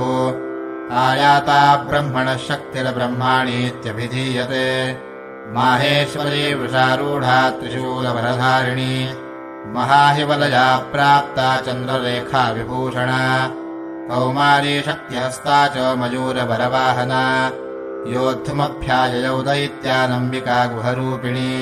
तथैव वैष्णवी शक्तिर्गरुडोपरि संस्थिता शङ्खचकरगदाशार्ङ्गखड्गहस्ताभ्युपाययौ यज्ञवाराहमतुलम् रूपय्या बिभ्रतो हरेः शक्तिः साप्याययौ तत्र वाराहीम् बिभ्रती तनुम् नारसिंही नृसिंहस्य बिभ्रती सदृशम् वपुः प्राप्ता तत्र सटाक्षे पक्षिप्तनक्षत्रसंहतिः वज्रहस्ता तथैवैन्द्री गजराजोपरि स्थिता प्राप्ता सहस्रनयना यथा शक्रस्तथैव सा ततः परिवृतस्ताभिरीशानो देवशक्तिभिः हन्यन्तामसुराः शीघ्रम् मम प्रीत्याह चण्डिकाम् ततो देवी शरीरात्तु विनिष्क्रान्तातिभीषणा चण्डिका शक्तिरत्युग्रा शिवा शतनिनादिनी सा चाह धूम्रजटिलमीशानमपराजिता दूतत्वम् गच्छ भगवन् पार्श्वौ शुम्भनिशुम्भयोः ब्रूहि शुम्भन्निशुम्भम् च दानवावतिगर्भितौ ये चान्ये दानवास्तत्र युद्धाय समुपस्थिताः त्रैलोक्यमिन्द्रो लभताम् देवाः सन्तु हविर्भुजः यूयम् प्रयात पातालम् यदि जीवितुमिच्छथ बलावलेपादथ चेद्भवन्तो युद्धकाङ्क्षिणः तदा गच्छत तृप्यन्तु मच्छिवाः पिशिते नवः यतो नियुक्तो दौत्येन तया देव्या शिवः स्वयम्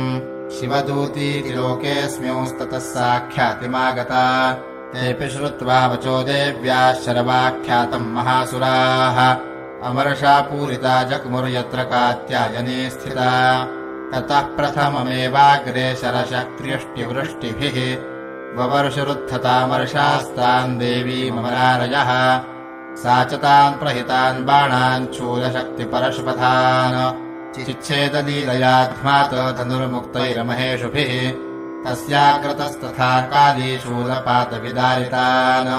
खट्वाङ्गपोथितांश्चारीन् कुर्वती विचरत्तदा कमण्डलुजलाक्षेपहतवीर्यान्नतौजसः ब्रह्माणी चाकरोच्छत्रून्येन येन स्मधावति माहेश्वरी त्रिशूलेन तथा चक्रेण वैष्णवी दैत्याञ्जगानकौमारी तथा शक्त्यातिकोपना ऐन्द्रीकुलिशपातेन शतशो दैत्यदानवाः हेतुर्विदारिताः पृथ्व्याम् रुधिरौघप्रवर्षिणः तुण्डप्रहारविदुपस्थातमुष्ट्राग्रक्षतवक्षसः वाराहमूर्त्यान्यपतंश्चक्रेण च विदारिताः नखैर्विदारितांश्चान्यान् भक्षयन्ती महासुरान् नारसिंही चचाराजौ नादा पूर्णदिगम्बरा चण्डाट्टहासैरसुराः शिवदूत्यभिदूषिताः हेतुः पृथिव्याम् पतितांस्तांश्चखादात सा तदा इति मातृगणम् क्रुद्धम् मर्दयन्तम् महासुरान् दृष्ट्वाभ्युपायैर्विविधैर्नेषुर्देवारिसैनिकाः पलायनपरान् दृष्ट्वा दैत्यान् मातृगणार्दितान् योद्धुमभ्याययौ क्रुद्धो रक्तबीजो महासुरः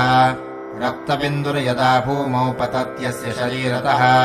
समुत्पतति मेदिन्याम् तत्प्रमाणो महासुरः युयुधे स कदा पाणिरिन्द्रशक्त्या महासुरः ततश्चैन्द्री स्ववज्रेण रक्तबीजमताडयत्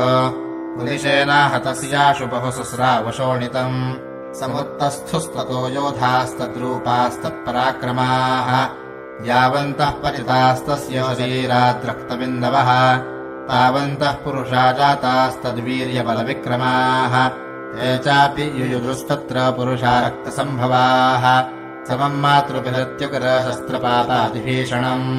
पुनश्च वज्रपातेन क्षतमस्य शिरो यदा ववाह रक्तम् पुरुषास्ततो जाताः सहस्रशः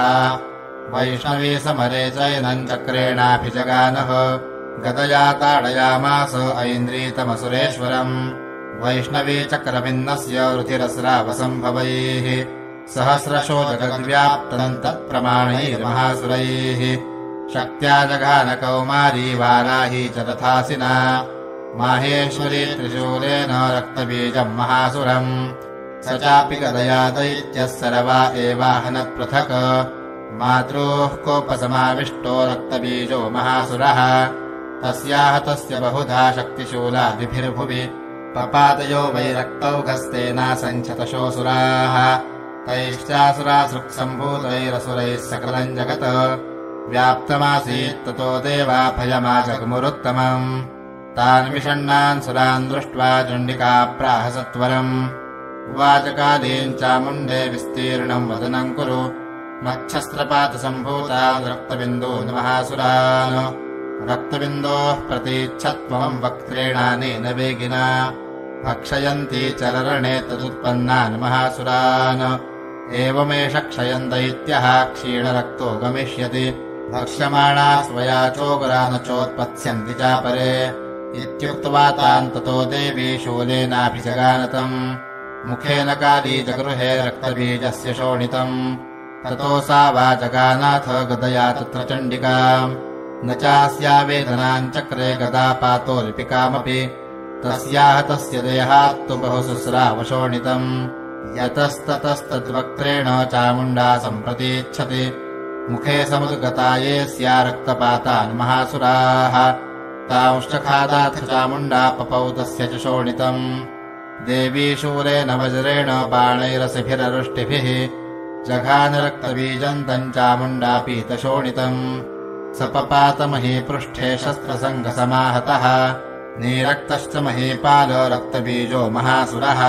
ततस्ते हर्षमतुलमवापुस्त्रिदशा नृप तेषाम् मातृगणो जातो ननरता शृङ्मदोत्ततः श्रीमार्कण्डेयपुराणे देवी महात्म्ये अष्टमः। ओम् राजोवाच विचित्रमिदमाख्यातम् भगवन् भवता मम देव्याश्चरितमाहात्म्यम् रक्तबीजवधाश्रितम् भूयश्चेच्छाम्यहम् श्रोतौ रक्तबीजे निपातिते चकारशुम्भो यत्करमनिशुम्भश्चातिकोपनः ऋषिरुवाच चकारकोपमतुलम् रक्तबीजे निपातिते शुम्भासुरो निशुम्भश्च हतेष्वन्येषु चाहवे धन्यमानम् महासैन्यम् विलोक्यामर्षमुद्वहन् अभ्यदावन्निशुम्भोत मुख्यया सुरसेनया तस्याग्रतस्तथा पृष्ठे पार्श्वयोश्च महासुराः सन्दष्टौष्ठपुटाः क्रुद्धा हन्तुम् देवीमुपाययुः आजगाम महावीर्यः शुम्भोऽपि स्वबलैर्वृतः निहन्तुम् चण्डिकाम् कोपात् कृत्वा युद्धन्तु मातृभिः ततो युद्धमतीवासीत् देव्याः शुम्भनिशुम्भयोः शरवर्षमतीवोग्रम् मेघयोरिव वर्षतोः चिच्छेदास्ताञ्जलांस्ताभ्याम् चण्डिका स्वशरोत्करैः ताडयामास चाङ्गेषु शस्त्रौघैरसुरेश्वरौ निशुम्भो निशितम् खड्गम् चलमचादाय सुप्रभम् अताडयन्मूर्ध्नि सिंहम् देव्या वाहनमुत्तमम् ताडिते वाहने देवी क्षरप्रेणासिमुत्तमम् निशुम्भस्याशु चिच्छेदो चर्मचाप्यष्टचन्द्रकम् छिन्ने चर्मणि खड्गे च शक्तिम् जिक्षेपसोऽसुरः तामप्यस्य द्विधा चक्रे चक्रेणाभिमुखागताम् कोपाध्मातो निशुम्भोऽथ शूलम् जग्राहदानवः आयान्तम् मुष्टिपातेन देवी तच्चाप्यचूर्णयत् आविध्याथ गदांसोऽपि चिक्षेप चण्डिकाम् प्रति सापि देव्यास्त्रिशूलेन भिन्ना भस्मत्वमागता ततः परशुहस्तम् मायान्तम् दैत्यपुङ्गवम् आहत्य देवी बाणौघैरपातयत भूतले तस्मिन्निपतिते भूमौ निशुम्भे भीमविक्रमे भ्रातर्यतीव सङ्क्रुद्धः प्रययौ हन्तुमम्बिकाम् सरथस्तस्तथात्युच्चैर्गृहीत परमायुधैः भुजैरष्टाभिरतुदैर्व्याप्याशेषम् बभौ नभः तमायान्तौ समालोक्य देवी शङ्खमवादयत् ज्याशब्दम् चापि धनुषश्चकारातीव दुःसहम् पूरयामास ककुभो निजघण्टास्वनेन च समस्तदैत्यसैन्यानाम् तेजोवध विधायिना ततः सिंहो महानादैस्त्याजितेव महामदैः पूरयामास गगनम् गाम् तथैव दिशो दश ततः काली समुत्पत्य गगनम् क्ष्मामताडयत कराभ्याम् तन्निनादेन प्राक्स्वनास्ते तिरोहिताः अट्टाट्टः समशिवम् शिवदूती चकारः तैः शब्दैरसुरास्त्रे सुशुम्भः कोपम् परञ्जयौ दुरात्मौस्तिष्ठतिष्ठे दिव्याजहाराम्बिका यदा तदा जयेत्यभिहितम् देवैराकाशसंस्थितैः शुम्भेनागत्या शक्तिरमुक्ता ज्वालातिभीषणा आयान्दीवह्निकूटाभासादिरस्ता महोल्कया सिंहनादेन शुम्भस्य व्याप्तल्लोकत्रयान्तरम् निर्घातनिस्वनो घोरोचितवानवनीपते शुम्भमुक्ताञ्छरान् देवी शुम्भस्तत्प्रैताञ्छरान् चिच्छेदसुवशरैरुग्रैः शतशोथसहस्रशः ततः सा चण्डिका क्रुद्धा शूलेनाभिजगानतम् स तदाभ्यहतो भूमौ मूर्छितो निपपातः ततो निशुम्भः सम्प्राप्य चेतनामात्तकार्मुकः आजघानशरैर्देवीम् कालीम् केसरिणम् तथा पुनश्च कृत्वा बाहूनामयुतम् धनुजेश्वरः चक्रायुधेन दितिजश्छादयामास चण्डिकाम् ततो भगवती क्रुद्धा दुर्गा दुर्गार्तिनाशिनी चिच्छेददेवी चक्राणि स्वशरैः सायकांश्रुतान् ततो निशुम्भो वेगेन गदामादाय चण्डिकाम् अभ्यदावत वैहन्तुम् दैत्यसैन्यसमावृतः तस्यापतत एवाशु गदाम् चिच्छेद चण्डिका खड्गेन शितधारेण स च शूलौ समाददे शूलहस्तौ समायान्तम् निशुम्भममरार्दनम् हृदिविव्याधशूलेन वेगावित्थेन चण्डिका भिन्नस्य तस्य शूलेन हृदयान्निःसृतोपलः महाबलो महावीर्यस्तिष्ठेति पुरुषो वदन् तस्य निष्क्रामतो देवी प्रहस्य स्वनवत्तरः चिरश्चिच्छेद खड्गेन ततो सावपतद्भुवि ततः सिंहश्च खादो गुरुदंष्ट्राक्षुण्णशिरोधरान् असुरांस्तांस्तथा काली शिवदूती तथा परान्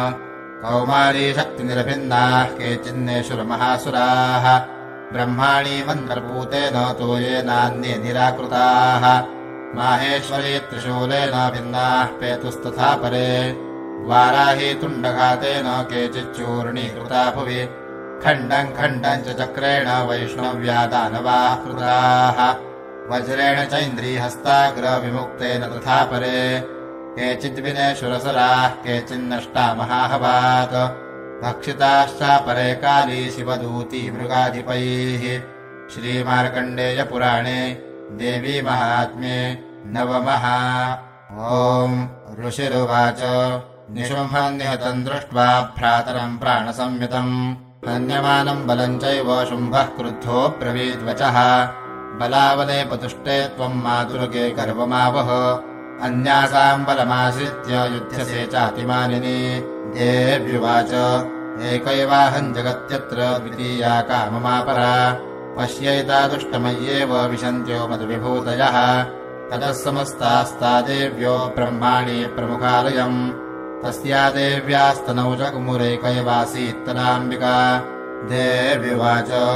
अहम् विभूत्या बहुभिरिहरूपैर्यदा स्थिता तत्संहृतम् मयैकैव तिष्ठाम्याजौ स्थिरो भव ऋषिरुवाच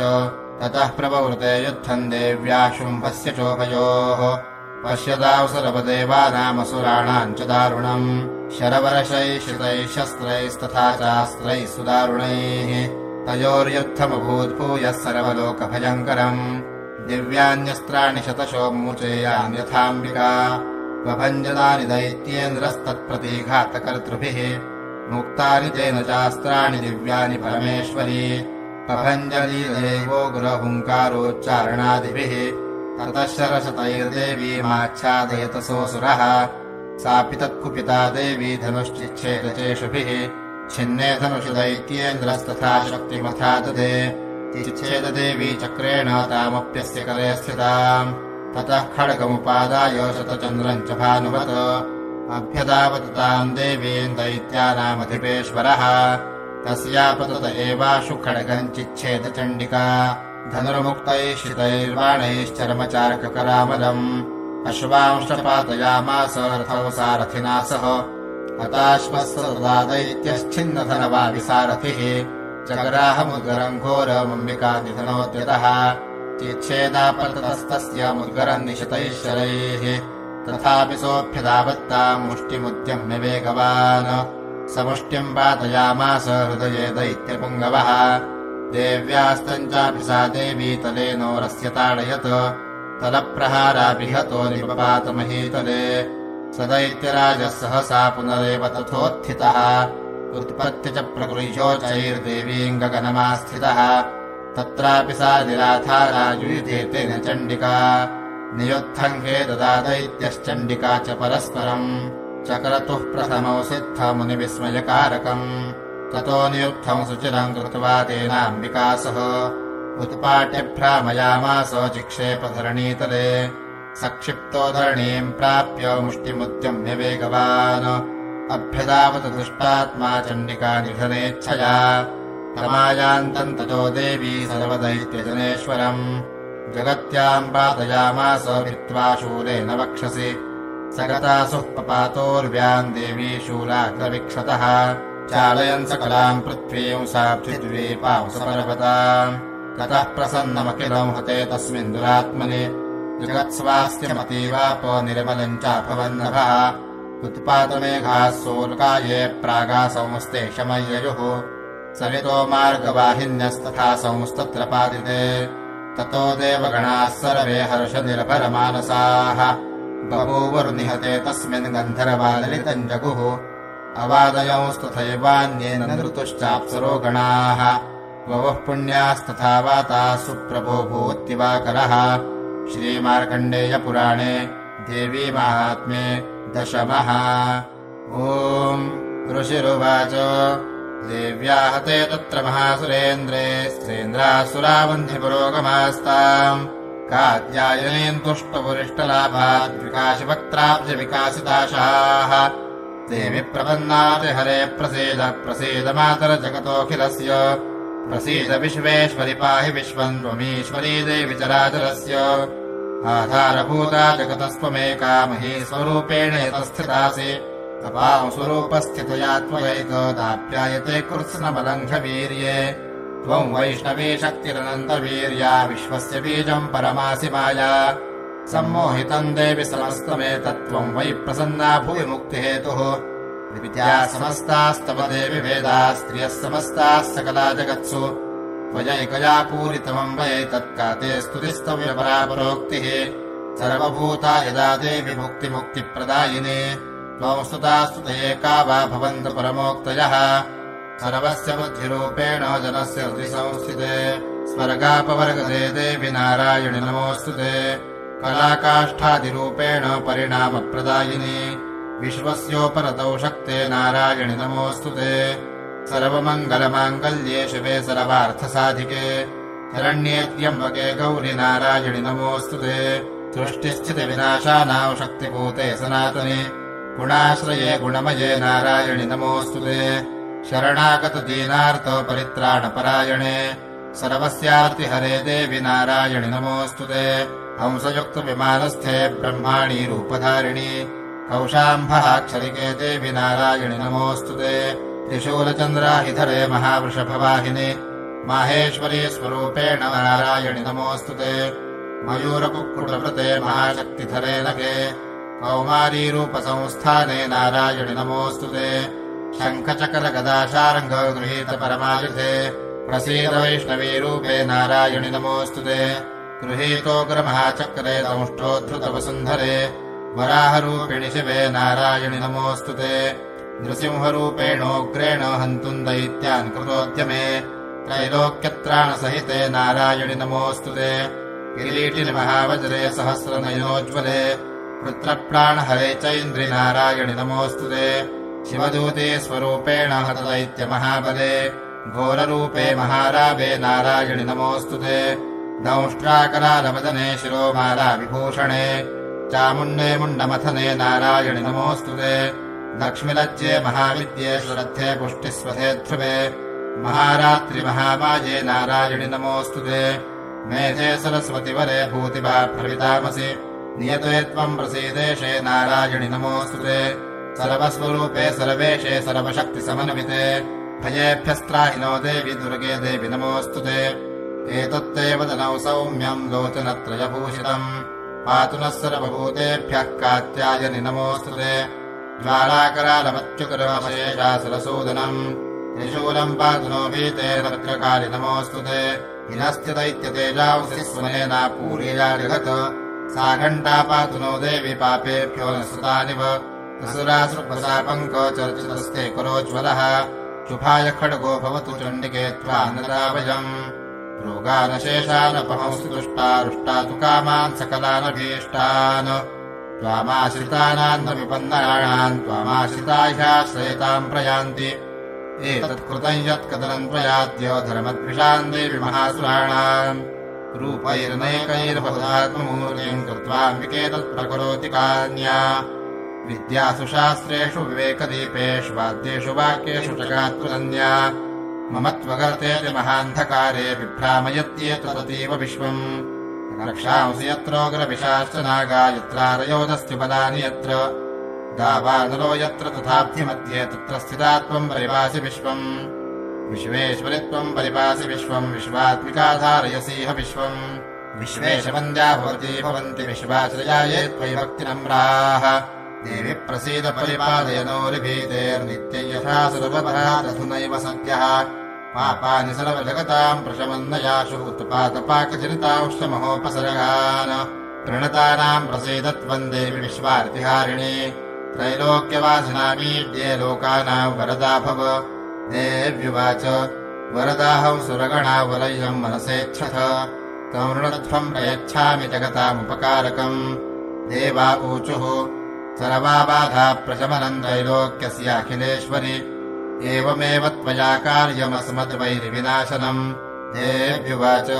वैवस्वतेऽन्तरे प्राप्ते 28मे युगे शुम्भो निशुम्भश्चैवान्या उत्पत्स्येते महासुरौ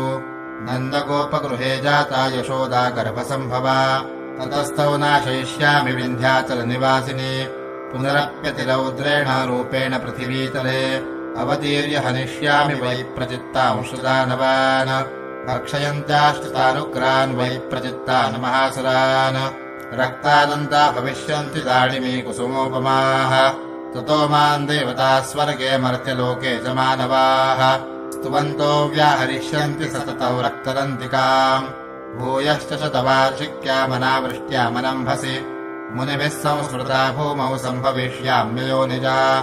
ततश्च तेन नेत्राणाम् निरीक्षिष्याम्यहम् मुनीन् कीर्तयिष्यन्ति मनुजाः शताक्षीमिति माम् ततः ततोऽहमखिलल्लोकमात्मदेहसमुद्भवैः भविष्यामि सुराशाकैरावृष्टेः प्राणधारकैः शाकम्भरीति विख्यातिम् तदा यास्याम्यहम् भुवि तत्रैव च वधिष्यामि दुर्गमाख्यम् महासुरम् दुर्गादेवीति विख्यातम् तनमे नाम भविष्यति पुनश्चाह यदा भीमौ रूपम् कृत्वा हिमाचले रक्षांसि भक्षयिष्यामि मुनीनाम् त्राणकारणात् तदा माम् मुनयः सर्वे स्तोष्यन्त्यानम्रमूर्तयः भीमादेवीति विख्यातम् तनमे नाम भविष्यति यदारुणाख्यस्त्रैलोक्ये महाबाधाम् करिष्यति तदाहम् भ्रामरौ रूपम् कृत्वा सङ्ख्येय षट्पदम् त्रैलोक्यस्य हितार्थाय वधिष्यामि महासुरम् भ्रामरीति च माल्लोकास्तदा स्तोष्यन्ति सर्वतः इत्थं यदा यदा बाधा दानवोत्था भविष्यति तदा तदावतीर्याहं करिष्याम्यरिसंशयम् श्रीमार्कण्डेयपुराणे देवी माहात्म्ये 11। ॐ देव्युवाच देभिस्तवैष्णवान् नित्यं स्तोष्यते यः समाहितः तस्याहं सकलां बाधां शमयिष्याम्य संशयम् मधुकैटभनाशम् च महिषासुरघातनम् कीर्तयिष्यन्ति ये तद्वद्वधौ शुम्भनिशुम्भयोः अष्टम्याम् च चतुर्दश्याम् नवम्याम् चैकचेतसः श्रोष्यन्ति चैव ये भक्त्या मम माहात्म्योत्तमम् न तेषाम् दुष्कृतम् किञ्चित् दुष्कृतोत्थानजापदः भविष्यति न दारिद्र्यम् न चैवेष्टवियोजनम् शत्रुभ्यो न भयम् तस्यतो वा न राजतः न शस्त्रान्नरतो यौघात् कदाचित् सम्भविष्यति तस्मान्ममैतरमाहात्म्यम् पठितव्यौ समाहितैः श्रोतव्यम् च सदा भक्त्या परौ स्वस्त्येनम् महत् उपसर्गानशेषांस्तु महामारी समुद्भवान् तथा त्रिविधमुत्पातम् माहात्म्यौ शमयेन्मम यत्रैतत्पठ्यते सम्यक् नित्यमायतने मम सदा न तद्विमोक्ष्यामि सान्निध्यम् तत्र मे स्थितम् बलिप्रदाने पूजायामग्निकार्ये महोत्सवे सर्वम् ममैतन्माहात्म्यमुच्चार्यौ श्राव्यमेव च जानता वापि बलिपूजा यथा कृताम् प्रतीक्षिष्याम्यहम् प्रीत्या वह्निहोमम् तथा कृतम् शरत्काले महापूजा क्रियते या च वार्षिके तस्याम् ममैतन्माहात्म्यं श्रुत्वा भक्तिसमन्वितः सर्वा बाधा विनिर्मुक्तो धनधान्यसमन्वितः मनुष्यो मत्प्रसादेन भविष्यति न संशयः श्रुत्वा ममैतन्माहात्म्यम् तथा चोत्पत्तयः शुभाः पराक्रमम् च युद्धेषु जायते निर्भयः पुमान् रिपवः संक्षयम् यान्ति कल्याणम् चोपपद्यते नन्दते च कुलम् पुंसाम् माहात्म्यम् मम शृण्वताम् शान्तिकर्मणि सर्वत्र तथा दुःस्वप्नदर्शने ग्रहपीडासु चोग्रासु माहात्म्यौ शृणुयान्मम उपसर्गाः शमय्यान्ति ग्रहपीडाश्च दारुणाः दुःस्वप्नम् च द्रभिर्दुष्टौ सुस्वप्नमुपजायते बालग्रहाभिभूतानाम् बालानाम् शान्तिकारकम् सङ्घातभेदे च नृणाम् मैत्रीकरणमुत्तमम् दुर्वृत्तानामशेषाणाम् बलहानिकरम् परम् रक्षोभूतपिशाचानाम् पठनादेव नाशनम् सर्वम् ममैतन्माहात्म्यम् मम सन्निधिकारकम् पशुपुष्पार्घ्यधूपैश्च गन्धदीपैस्तथोत्तमैः विप्राणाम् भोजनैर्होमैः प्रोक्षणीयैरहर्निशम् अन्यैश्च विविधैर्भोगैः प्रदानैर्वत्सरेण या प्रीतिर्मे क्रियते सास्मिन् सकृदुच्चरिते श्रुते श्रुतम् हरति पापानि यथारोग्यम् प्रयच्छति रक्षाम् करोति भूतेभ्यो जनमनाम् कीर्तनम् मम युद्धेषु चरितम् यन्मे दुष्टदैत्यनिबर्हणम् तस्मिन् श्रुते वैरिकृतम् भयम् पुंसान्न जायते युष्माभिः स्तुतयो याश्च ब्रह्मर्षिभिः कृताः ब्रह्मणा च कृतास्तास्तु प्रयच्छन्तु शुभाम् मतिम्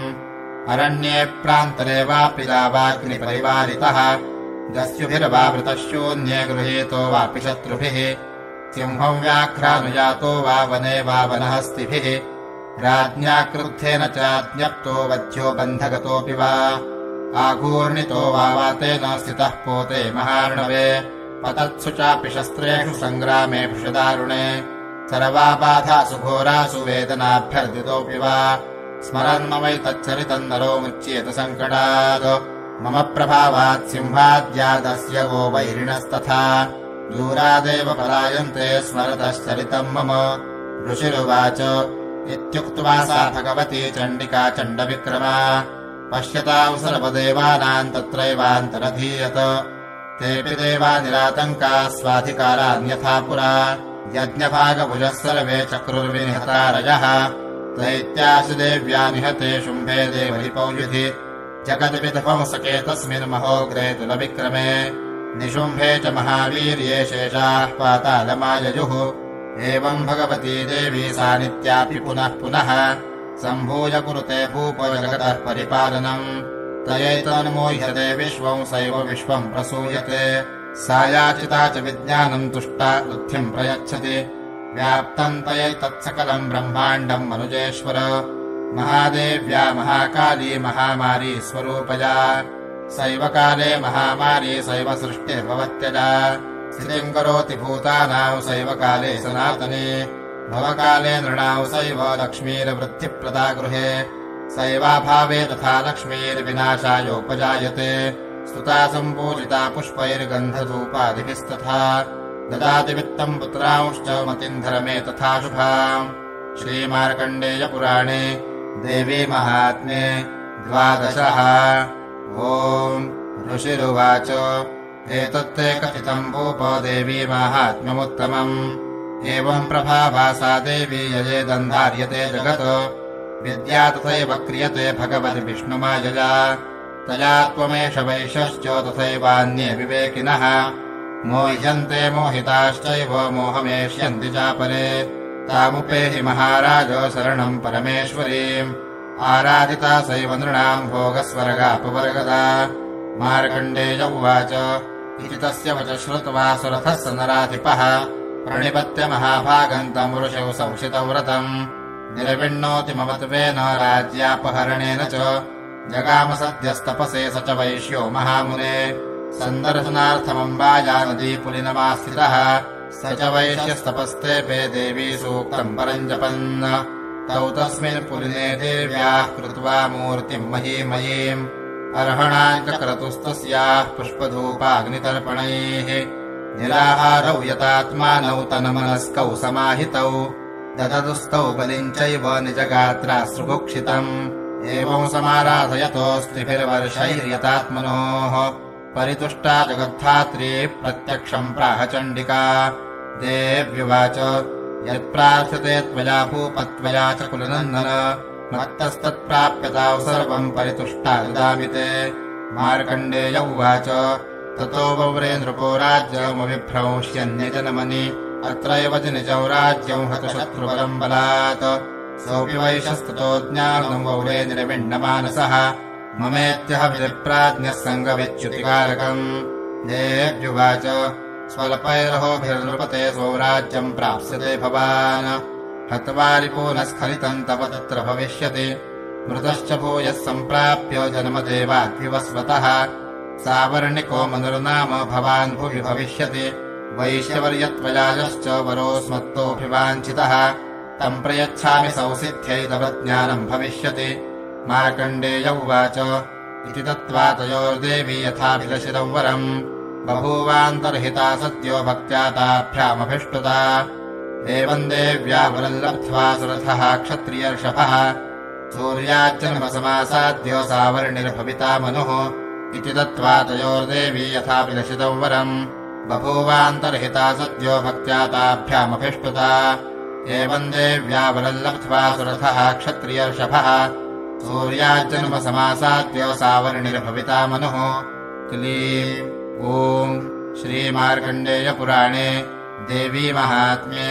13 श्रीजगदम्बार्पणमस्तु। अथ देवी सूक्तम् ॐ अहम् रुद्रेभिरित्यष्टरचस्य सूक्तस्य वागाम्भृणी ऋषिः श्री आदिशक्तिर्देवता तिष्ठुप्छन्दः विजया जगति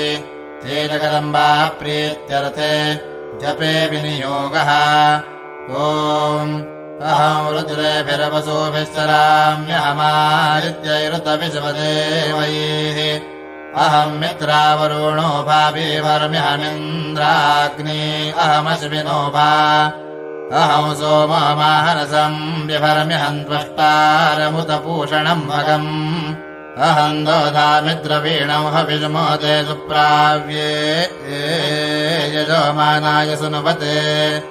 अहम् राष्ट्रे सङ्गमोनीवसूनाम् चिकितुषे प्रथमायज्ञानाम् ताम् मा देवाव्योदधुः पुरुत्रा भूरिस्थात्राम् भूर्यावेशयन्तीम् मया सो अन्नो मत्तियो विपश्यति यः प्राणीति य एवम् शृणोत्युक्तम् अमन्दवो मान्तौ पक्ष्यन्ति श्रुधि श्रोतश्रद्धिवन्ते वदामि अहमेव स्वयमिदम् वदामि जुष्टम् देवेभिरुतमानुषेभिः यम् कामयेतम् तमुग्रम् कृणोमि तम् ब्रह्माणम् तमृषिन्दौ सोमेधाम् अहम् रुद्राय धनुरातो नोमि ब्रह्मदिविशेषरवेऽहम् तवाउ अहम् जनाय समदम् कृणोम्यहम् जावा पृथिवी आविवेश अहम् सोमे पितरमस्य मूर्धन्मम योनिरप्स्वान्तः समुद्रे ततो वितिष्ठे भुवनानुविशवोतामूञ्जाम् वर्ष्मणोपस्पृशामि अहमेव वातो इव प्रवाम्यारभमाणा भुवनानि विशवा परो दिवा पर एना पृथिव्यै तावती महिना सम्बभूव।